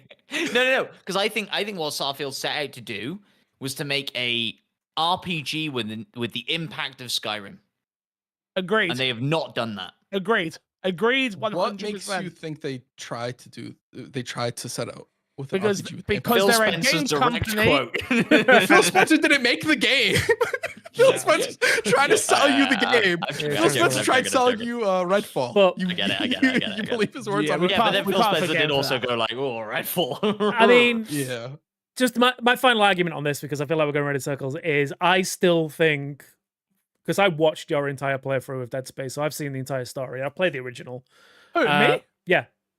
Oh, Yeah. So I've seen the story of Dead Space. I know what that game is. not And the I same, still though. think the side quests of Starfield did a better storytelling job Then Dead Space. than Dead Space's story. I put more hours into a Starfield story and had so much more fun than what I saw from Dead Space. And that's not to say Okay. Dead Space was a bad game. I just think that the story elements that Starfield brought were better. Look, I'm with you, Despawn. Fresh was on your But side, you and now he's just- not. You talked about watching something. Yeah, no, This and is I get that. games. Yeah. You were supposed to be playing games, no? Yeah, but again, I can't have that. Like, I'm arguing why it should be above, and I can't argue that. You can't even my argue gameplay- it should be above because you didn't play it. Okay, you I didn't did. finish. I You didn't played finish the both. story of Starfield. I didn't need to finish to know that it was boring and empty and complicated. And I'm not saying it don't deserve to be on this list, but you tell me it deserves to be above Dead Space, you're disrespecting Dead Space. And I won't stand for it. No way. Only EA's allowed to disrespect itself, all right? Nobody It does else. that a lot, yeah. It does that too much, okay? There's no way. There's no way.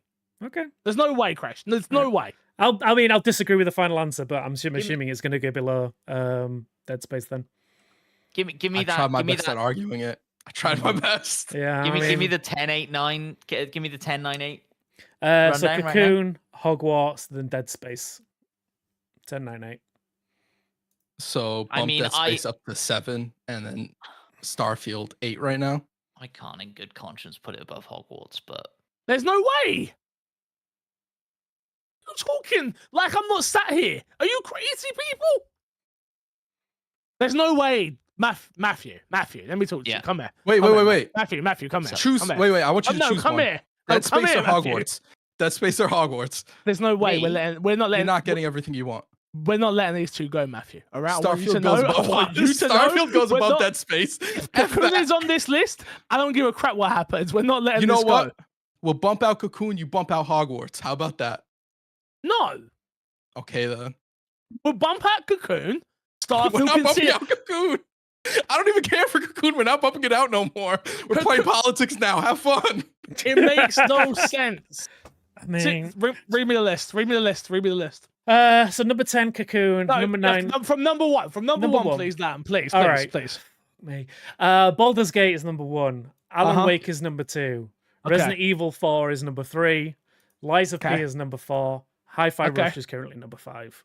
All right, perfect. I'll give you put Liza P number 3. We're are not we no. bartering now? Are We're we not. bartering This isn't now? a barring system. This is a what Excuse game me? is better than I've been not. doing this for 8 years. All It's right. definitely a barring system. I'm not barring. No. You have to play the game to get the right games in the list. I'll give you put Liza P above. Put Liza P above.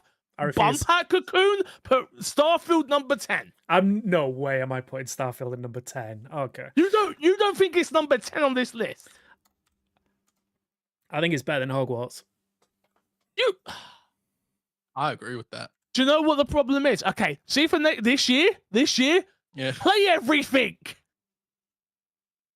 All right. Now you can have the argument that I didn't play Cocoon 100%, and I'll be there with you, and I'll say to you, "All right, cool. Else played Cocoon." And you think it should be you think Starfield better? Do I think Use your Starfield's words. better than Use your Cocoon? words. Talk to me. Do I think Starfield is better than Cocoon? It's not even an argument. By the way, we're all friends here, and this is all for content, so relax. Nah, I Content, hate all of content, them. Yeah. No. I think you've gotta objectively say that Starfield is better than Cocoon. There you go. Objectively? Well, I mean, as much as you can objectively say something Objective's like a that. very strong word. Well, aren't we trying to Is be it- objective with our? I suppose we're Sure. not I mean, because we're bartering. We're But- and barring which order a game goes but- and not no, on no, the no. merits of the The- game itself. the reason I say that I can't is because talk on the merits of Cocoon. is it objectively better because it's bigger and more No. ambitious? Because I don't think that makes something objectively better. That's the only way I Agreed. could see what you're saying be accurate on Starfield versus Cocoon. Based off not even my opinions on either game, never played Cocoon, disregard my opinions on Starfield, but the opinions of people in general. People really love Cocoon. This I think the isn't people- I the disregard, people's forget everything list. I've just said because people love Starfield like that. This too. Exactly. isn't the Everything I people's said. list. This is my I Xbox and know. me's list, and we are my Xbox and me. You Okay, can't. okay, This okay. is my point. I'm with you guys. I hear you. I know I'm Okay. irate. You can't argue against something from two of us who have played it if you haven't played it Okay. yourselves, and that's the Okay. problem with the Hogwarts conversation. If you guys would have played it, I would be like, all right, no problem. But you politically, you chose not to play it, which I respect. I'm not saying I don't respect you both for it. I Okay. do, but you didn't play it. But here's the problem now with what you're saying is that by using that same exact logic, you could freely put it in #1 spot. What? And you're gonna Hogwarts say, Legacy? well, we won't. Yeah, because me and Despawn didn't play it. If you two were to say it's #1 based off those rules, it just goes #1. No, but it's the same thing of why I play Lies of P, and the same reason why Yeah. I play Dark Souls, and the same reason I play Elden Ring, and all these games. I don't play them because I want.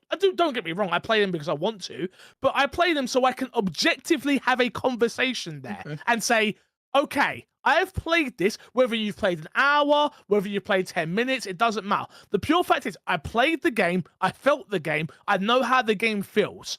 And then I can objectively have a conversation around the game and go, yeah, that's better than this. But if you don't play the damn thing, you can't really argue against it when two people on the podcast have played it. I can't argue against Cocoon that it's not a great game. I can never say that because I haven't played it. What I can do is say the game isn't for me, and I would put Starfield above that. Is that not a fair conversation to be had? Yeah, Oh, okay. just wait. I think we all agree. Yeah. I mean, if we want to Like- play devil's advocate, I could also say the fact that I watched the entire Dead Space linear single player story means No, you Not the couldn't. same. No, not you the couldn't. same. Not the same. No, you Not the couldn't. same. It's not the that's same fine. thing. and that's you're It's fine. not the same thing. playing You it. didn't play it. We play video games because we love video games. We play video games. We don't watch video games. It's a total different experience watching fine. a video game than it is playing. And that's why I said to play devil's advocate. I'm not saying I agree No, with I it. get you. I know. Yeah, I know. yeah. I know. Yeah, I don't agree with that. Yeah, like, Oh, I man, know go I'd have on, a I see completely you. different experience. You evil man. I see you. Go on. I was gonna say I might have enjoyed Starfield more if I'd watched it instead of played it. Fuck you. No. That would It be was because a you could have joke, walked it away was to a use the joke. bathroom while they're walking to objectives. It was a joke. After they land. Yeah, that's what I mean. Edit out all the cutscenes, edit out all the loading screens, sorry, and the menus, and just show me the movie. Despawn is. I'm disgusted with a lot. Yeah. All right. What is going to be number 6 and 7 then? So we bumping out Cocoon. Is So- that what you so- guys are saying? So currently, think- like, we'll just go through it what it up. is now. Just put Cocoon. No, right now, put Starfield at 8 or 9, sorry, and put Cocoon at 10. But when these next that come in, we're gonna have the same conversations. Okay. So what's not on the list right now? For me, Mortal Kombat's not on the list. Now, arguably, Crush is gonna say, yeah, but Street Fighter was better. Yeah. Which again, that's just us two arguing against something. I can't argue against that Street Fighter was better. I didn't end up playing it. Mhm. But I understand that Crash has the expertise when it comes to fighting games. No, but I'm being serious. You Yeah, do no, on our no. podcast. So if you say to me Street Fighter was a better game than Mortal Kombat, I'll put I'll put Street Fighter on this list all day long. No. Yeah. I get you. Street can't- Fighter was a better game than Mortal Kombat, by the way. There we go. I believe it. Now, do we agree that Street Fighter should be on this list? Is the question. I Is think Street so. Fighter better than Cocoon? Yes. I don't know. I've not played them. I haven't played Cocoon, so I can't say that. Yeah, We I'm have gonna nobody say- that's played Cocoon and Street Fighter. No. we have- I mean, I played a demo, but that doesn't really count. Oh, so I yeah, played the that's not a demo. full count. do there we you go. count my one match on the Steam Deck demo? We counting that? Yeah. Was Then that better Street than Fighter Cocoon? goes on the list. Yeah, because I didn't play it. Okay, well, I did. Well, if we're counting it, then I played both, and I still prefer Cocoon.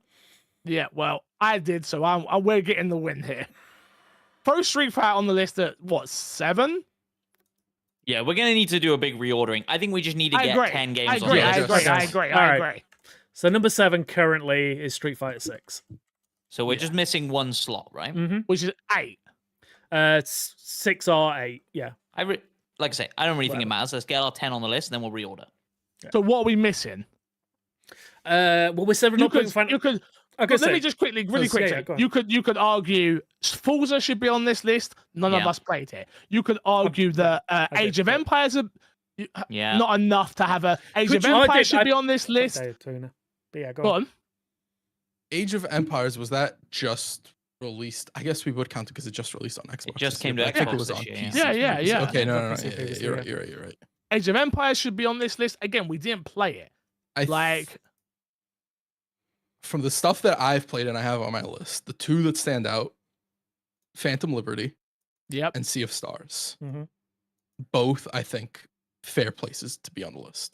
I didn't play CS Stars, but listening to the way you guys spoke about it, I would happily put that on this list. Yeah, I think I agree. I think like Sea of Stars.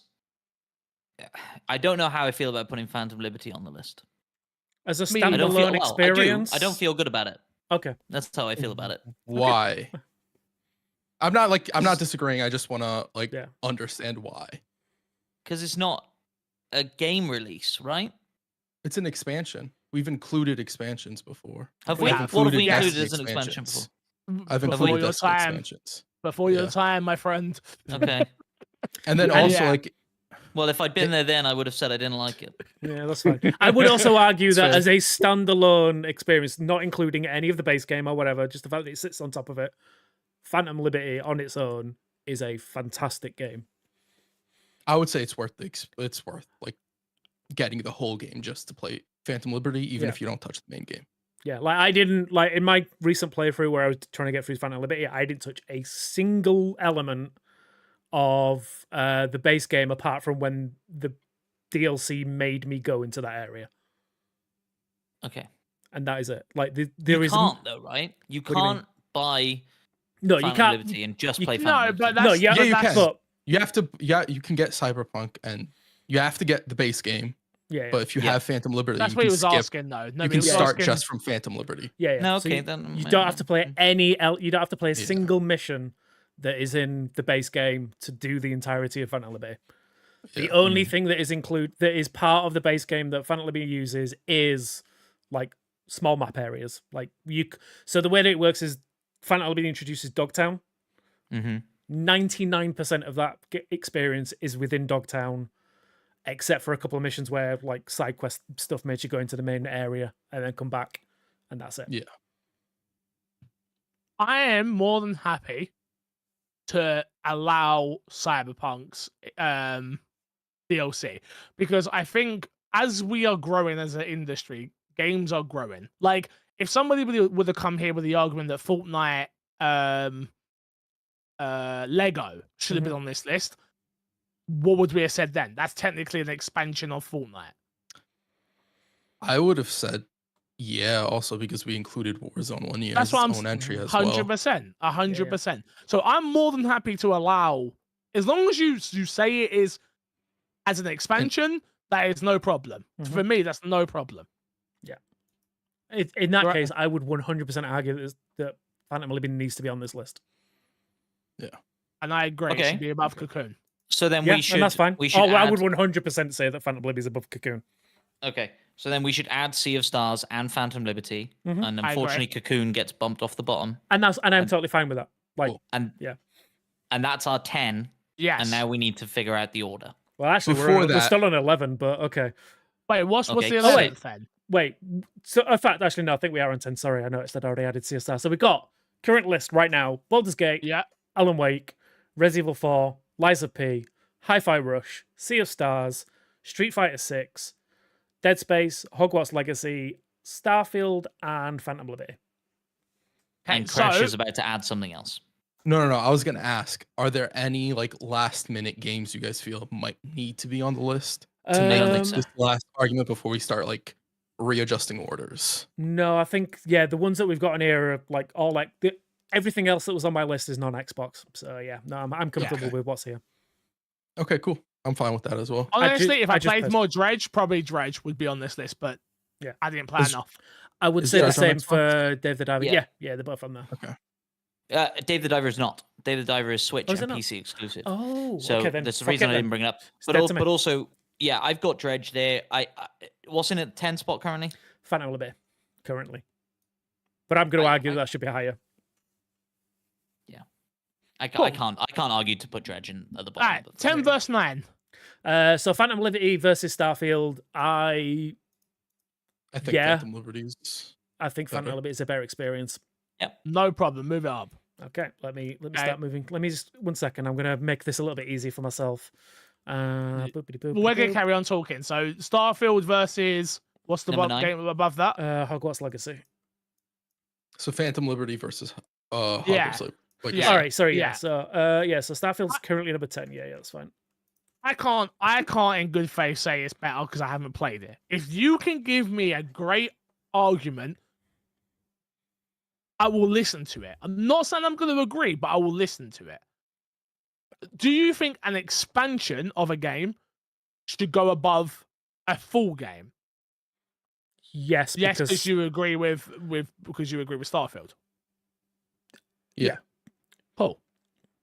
But I also think like there isn't anything when I'm looking at Phantom Liberty that it does that's done poorly, right? Yeah. You guys based on what Go. you and Matt said, I'm not gonna go anywhere else with that. But you guys talk about how the main story was a little bit dull. Yes. I don't Agreed. think that's the case with Phantom Liberty. I think Okay. the side quests are all very interesting. I think the main story is very interesting. I think the gameplay holds up. I think everything is very compact and tight and very well done in the game.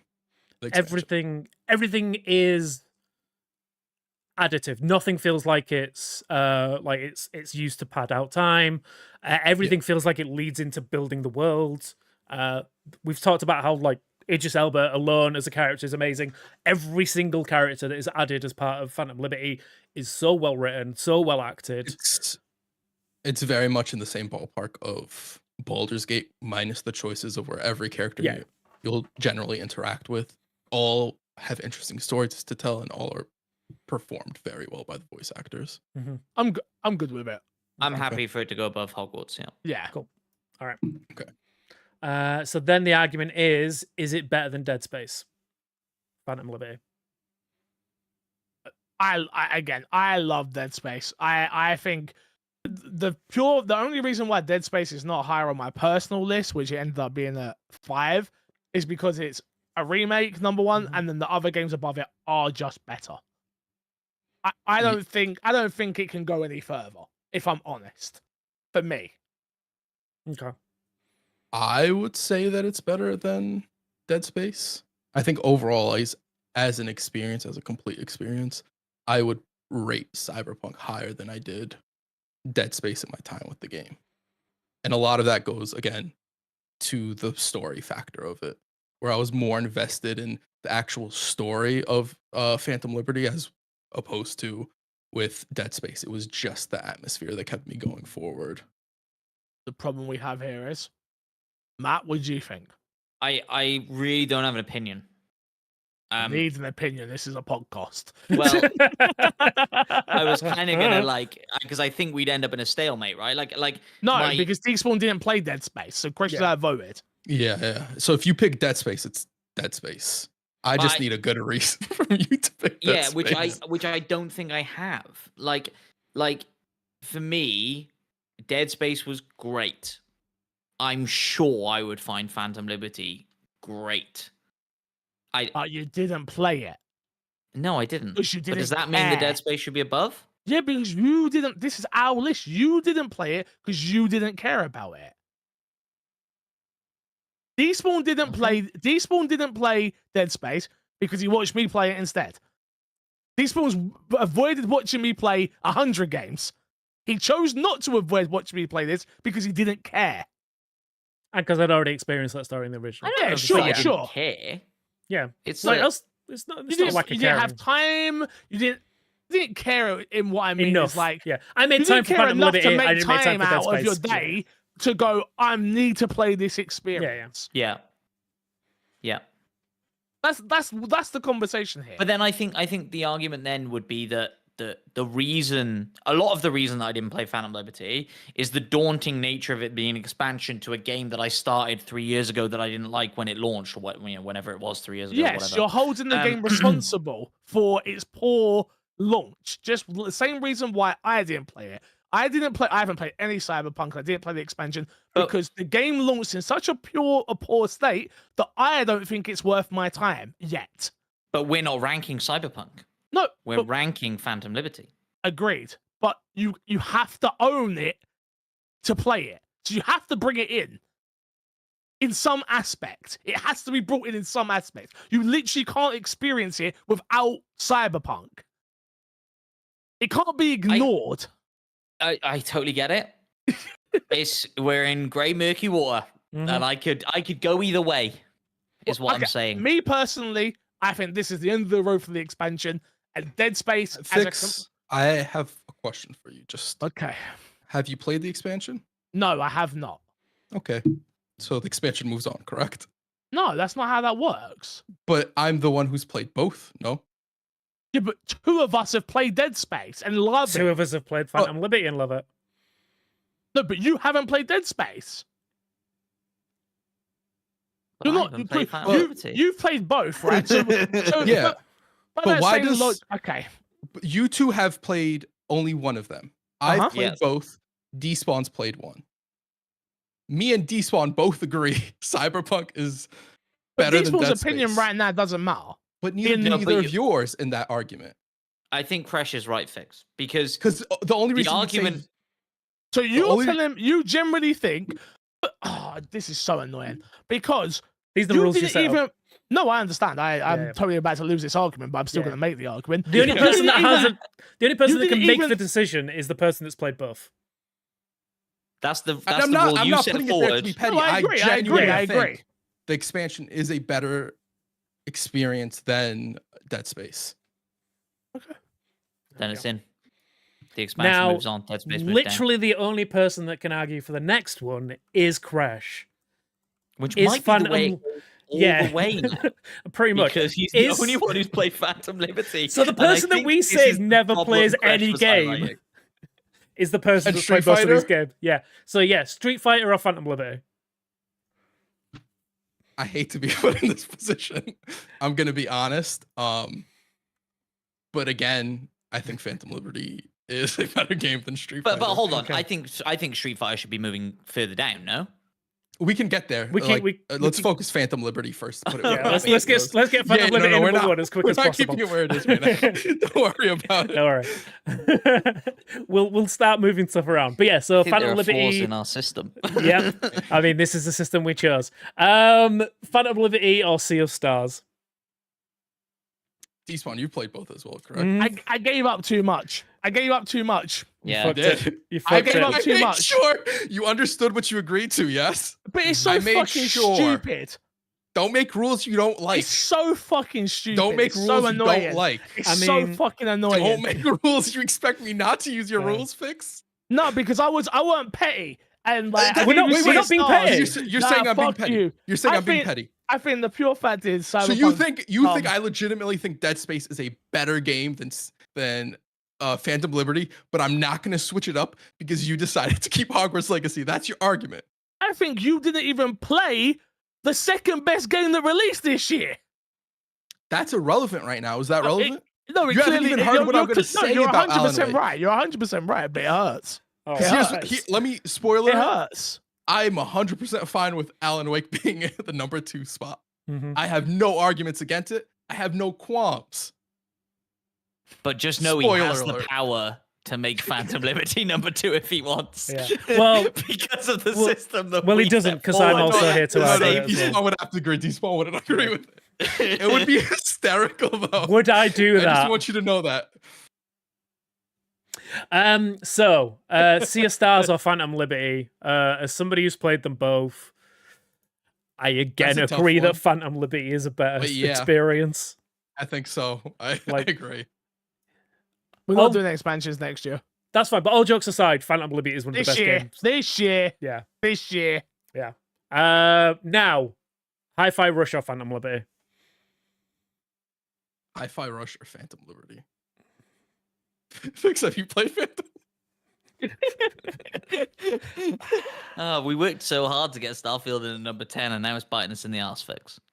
Because I gave. That's the thing that's pissing me off here. Is Wait, I could have. But this isn't a petty thing. Go on, I could have sat and been like, oh no, fuck Starfield. Starfield sucks. I played it. I'm not putting it on the list. Like, there is no way you're telling me that this expansion must be the best expansion ever to exist. Like, really. It might be. Yes. I would say that. Okay. It is the best expansion I've as ever long as played. you're willing to, cool. I'll go on record and say that is You're the case. willing to I'm go not on dancing around to record try and and put say this- that. Yeah. Mhm. I think it is Sure. the best expansion Okay. I've ever played. Fine. Yeah. Fine. But is it better than Hi-Fi Rush? No. Surely not. I haven't finished Hi-Fi Rush. You didn't like Hi-Fi Rush. No, that's the thing. So I would personally say, yeah, it's better, but then Madness. I don't know. You can do, I would you say can it's do better whatever you too. want. You can do whatever you want. Yeah. But remember, we have hundreds, if not thousands, of people that listen to this podcast every week. yeah. And this is None of them are going to agree with us. Thanks, oh Cameron. no, of course not. I would love say that Phantom camera. Liberty is better than Okay. Hi-Fi Rush. And the rules have been set, no problem. Go with it. Okay. Feels like Now- a problem. This is probably where it's going to stop. Is it better than Liza P? Absolutely not. Crash, I'll fight you on this one. No, Liza P was my second place game. I don't. Yeah. Okay. There we go. Uh, So, I'm not sold on any. Yeah. Okay. Yeah. No, it's not better than Liza P. okay, Good. There we go. So it has stopped at number 5. Liza P finally What stopped are you for it. games, everybody? That's the Yeah. thing. Like all these arguments and course. like backwards and forwards, like Let's be it's friends because again. it's such a fantastic year for gaming. Yeah, Right. of course. So now it's- we need to. What now do we we need need- to sort out now? So now I can give you the current run through. So Baldur's Gate, I think we know that top 2 is not changing. Baldur's Gate. Yeah. Baldur's Gate, Alan Alan Wake. So currently number 3 is Resident Evil 4. Let's start pushing games down. Is Resident Evil 4 better than Liza P? Yeah, we Yes. gotta push. We gotta push Yes. Resi down. No. No. I think Resident Evil 4 is better than Liza P. No, Resident Evil 4 staying where it is. I don't think it's better than. Okay, we're in a stalemate. What do you want to do? Fight. Rock, paper, scissors? I'll No. be over in No. the UK in no time. What do you I want to do? think. Yeah. I think. Liza P. Lies of P is so hard that maybe 60% of gamers can't even play it. Wait. That's not an argument. Well, it is. It's just the thing that came Difficulty out is of an my mouth. argument now. I'm just using it as an example. I'm But part of the also, you gameplay said this isn't the experience. People's Podcast. It's not. I'm This is using the it My as Xbox and Me podcast. Okay, let me say it. Let me rephrase. Would you mind if I please rephrase? Yes, go Liza ahead. P was so hard that I couldn't even finish it. Ditto. But you said That's you not stopped playing and you surprising, were not interested in playing it anymore. Not that it was a difficulty issue. I didn't. It isn't a difficulty issue. I'm sure I would have got to a different. No, what I said was I didn't stop playing it this time, a Souls-like game, due to difficulty this time. This time I didn't. Doesn't mean it wouldn't have happened. But Both statements can be true. I didn't stop So playing you it didn't because it was stop, difficulty. but I stopped because I ran out of time. difficulty's But- a problem. No, I no, stopped because difficult was it, a problem. but it could have been. That's what I'm saying. Resident Evil 4 is considered to be one of the greatest video games of all time. The- Chris, did you play it? I did play Resident Evil 4. How much of it actually. did you play? I played a couple hours. How many? How many hours? I don't remember how many hours. Okay, I put 5.5 hours into Liza P. Okay. How many hours did you put into Resident Evil? Maybe 3 or 4. How long is Resident Evil? How I, long is A Liza? lot P? shorter. I'm not sure the hours played in contention. doesn't games make should sense. It make- doesn't, but doesn't. I'm annoyed. because like you should go percentage played, right? Like Liza P is like a 40-hour game. You know, whereas Resident Evil's probably like a 15-hour game. So Crash percentage-wise played more of Resident Evil than you played of Liza P. Just pick. That's maths. Just pick. If this is something you really want, then no problem. I think Liza P, like I think Resident Evil 4 is slightly held back by the fact that it's a remake. And all right, it's going above and beyond and it's doing all the things, but it is still a dated game. It's still a weird story. It's still a It's not it- dated at all, this remake. Not in the slightest is it dated. Not at all. Not in any way, shape, or form is it dated. I think the story is dated and weird and cheesy and But not that's- Talking about- engaging. What and That's Liza every P Resident Evil, is no? is and Liza P is this story mastermind, and It's a very good story. It's Yes. a great story. It's a It's an twist amazing on story. a fairy tale. It's modernizing and putting a horror twist on a classic fairy tale. Doesn't require you to know anything about that classic fairy tale, but if you do, you get loads out of it. Like, yeah, it's doing incredible things with this story. Resident Evil 4. President daughter's been kidnapped. Go rescue her. Yeah. With a alright. lot in between. You just described the Disney movie, My Date with the President's Daughter. Yo, Therefore, it should Yeah, be that's number 3. wild. That's wild. Pretty great. Good movie. Good movie. Yeah, and I think Liza P does something, whether or not it will be taken on board, to push forward the way that stories are told in Souls games. I agree with that. Resident Evil 4 is great. It doesn't do anything to revolutionize the genre that it's in, If you want to put it above, put it above. although it did when it originally came out. I don't have the energy to fight them anymore, Despawn. I'm sorry. That's fine. That's fine. I haven't Um, won. I just want to go on board. I haven't won a single argument. I You mean, you did. kicked No off one You Cocoon. set the rules. You did actually. What? Hogwarts Legacy is still here. Cocoon It's is gone. It's off. gone. You've won arguments. Let's not like. Let's You just- not. You just won them all at the bottom of the leaderboard, which is a hard pill to swallow, I get. Yeah. So, oh god, again, we're going to get another fight. As Resident Evil works its way down the list, it's now up against Phantom Liberty. I'm I'm I gonna would leave like- that to Despawn. Despawn's I would played like to more keep it both of ahead of those. Phantom Liberty. It's kind You of haven't hard. played. I'm gonna leave it up to Despawn. I'm gonna give Despawn full power on that one. As the person who's completed both, I'm putting Resident Evil 4 above it. It's a god. There is a god. Mainly only for the reason I don't want Fix to cry. No. While all the great things we've said about like Phantom Liberty being one of the best single player stories, I think, yeah, Resident Evil is one of the best stories ever. Like just that game on its own is like for what it is, for in the Resident Evil series alone as well. Like I love the Resident Evil 4 story. I think it's fantastic. And the gameplay is brilliant.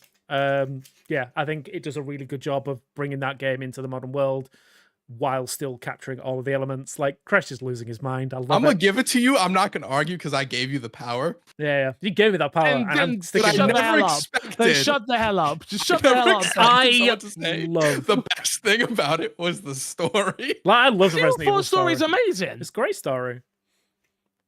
The elements that it Resident brings Evil, into a the good story, just doesn't like. shut up. Yeah. Okay, coming from the guy Right. that played 3 hours of it. Okay. Yeah, yeah. But no, I like what that brought to like the way that it Those 3 hours expanded were the Resident piss Evil poor universe. story, bro. Fuck you. I'm gonna fight you. Yeah. I'm coming to New York and I'm Yeah. gonna fight you. I'm gonna get pizza first and then I'm gonna fight Hey, you. at least it improved on the story. But anyway, Yeah. what are we Yeah. doing now? So we got Phantom Liberty at 5.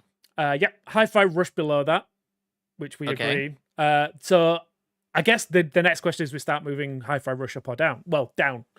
Is Hi-Fi Rush better than Sea of Stars? Yes. Okay.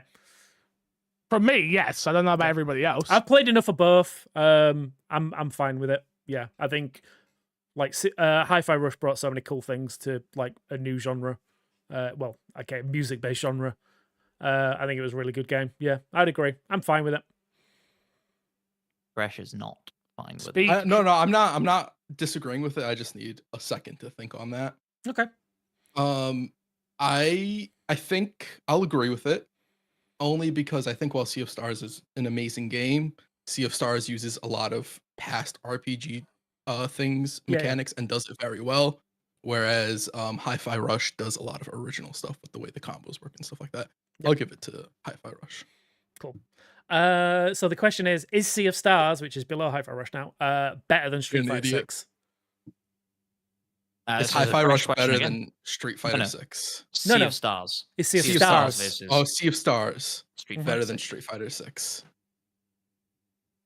Again, as the only Ooh. person that's played both in any way, you're the one to argue this one. No, I would say Street Fighter is a better game than Sea of Stars. Perfect. Okay. So the question then is Sea of Stars now below? Is it better or worse than Dead Space? Is that on me again? Mhm. Uh-huh. Oh. The guy that the guy that completed like 3 games is making decisions for our podcast. That's crazy. That's crazy. I don't even want the responsibility for this Well, one. you've got it, baby. I'll say Sea of Stars is a better game. Okay. Then the I'm last. so sorry, Fix. No, that's fine. So the argument now is going down to Dead Space. Is Dead Space better than Hogwarts Legacy? Yes. Okay. Is Yeah, I'm happy Hogwarts to keep Dead Space Legacy where it is. is Hogwarts Legacy better than Starfield? Yes. Yes. I don't haven't agree, played but both, I can't say. yeah, I'm outnumbered, so Can't it's say. fine. That's- So that's our after, list. after all of that, Okay, from 10. From 10. number 10 is Starfield. Number 9 is Hogwarts Legacy. Number 8 is Dead Space. Number 7 is Sea of Stars. Number 6 is Street Fighter 6.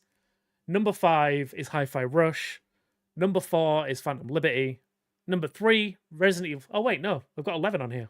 Wait, I've got 1, 2, 3, I What don't have you care. done? Keep going. 6, 7, 8, 9, 10. We have got 11. All right, Starfield's off the list.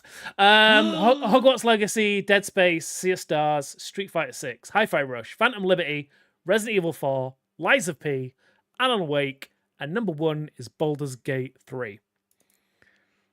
Yeah, I like the list. It only took us an hour to get there, but we got there. Yeah, we got there.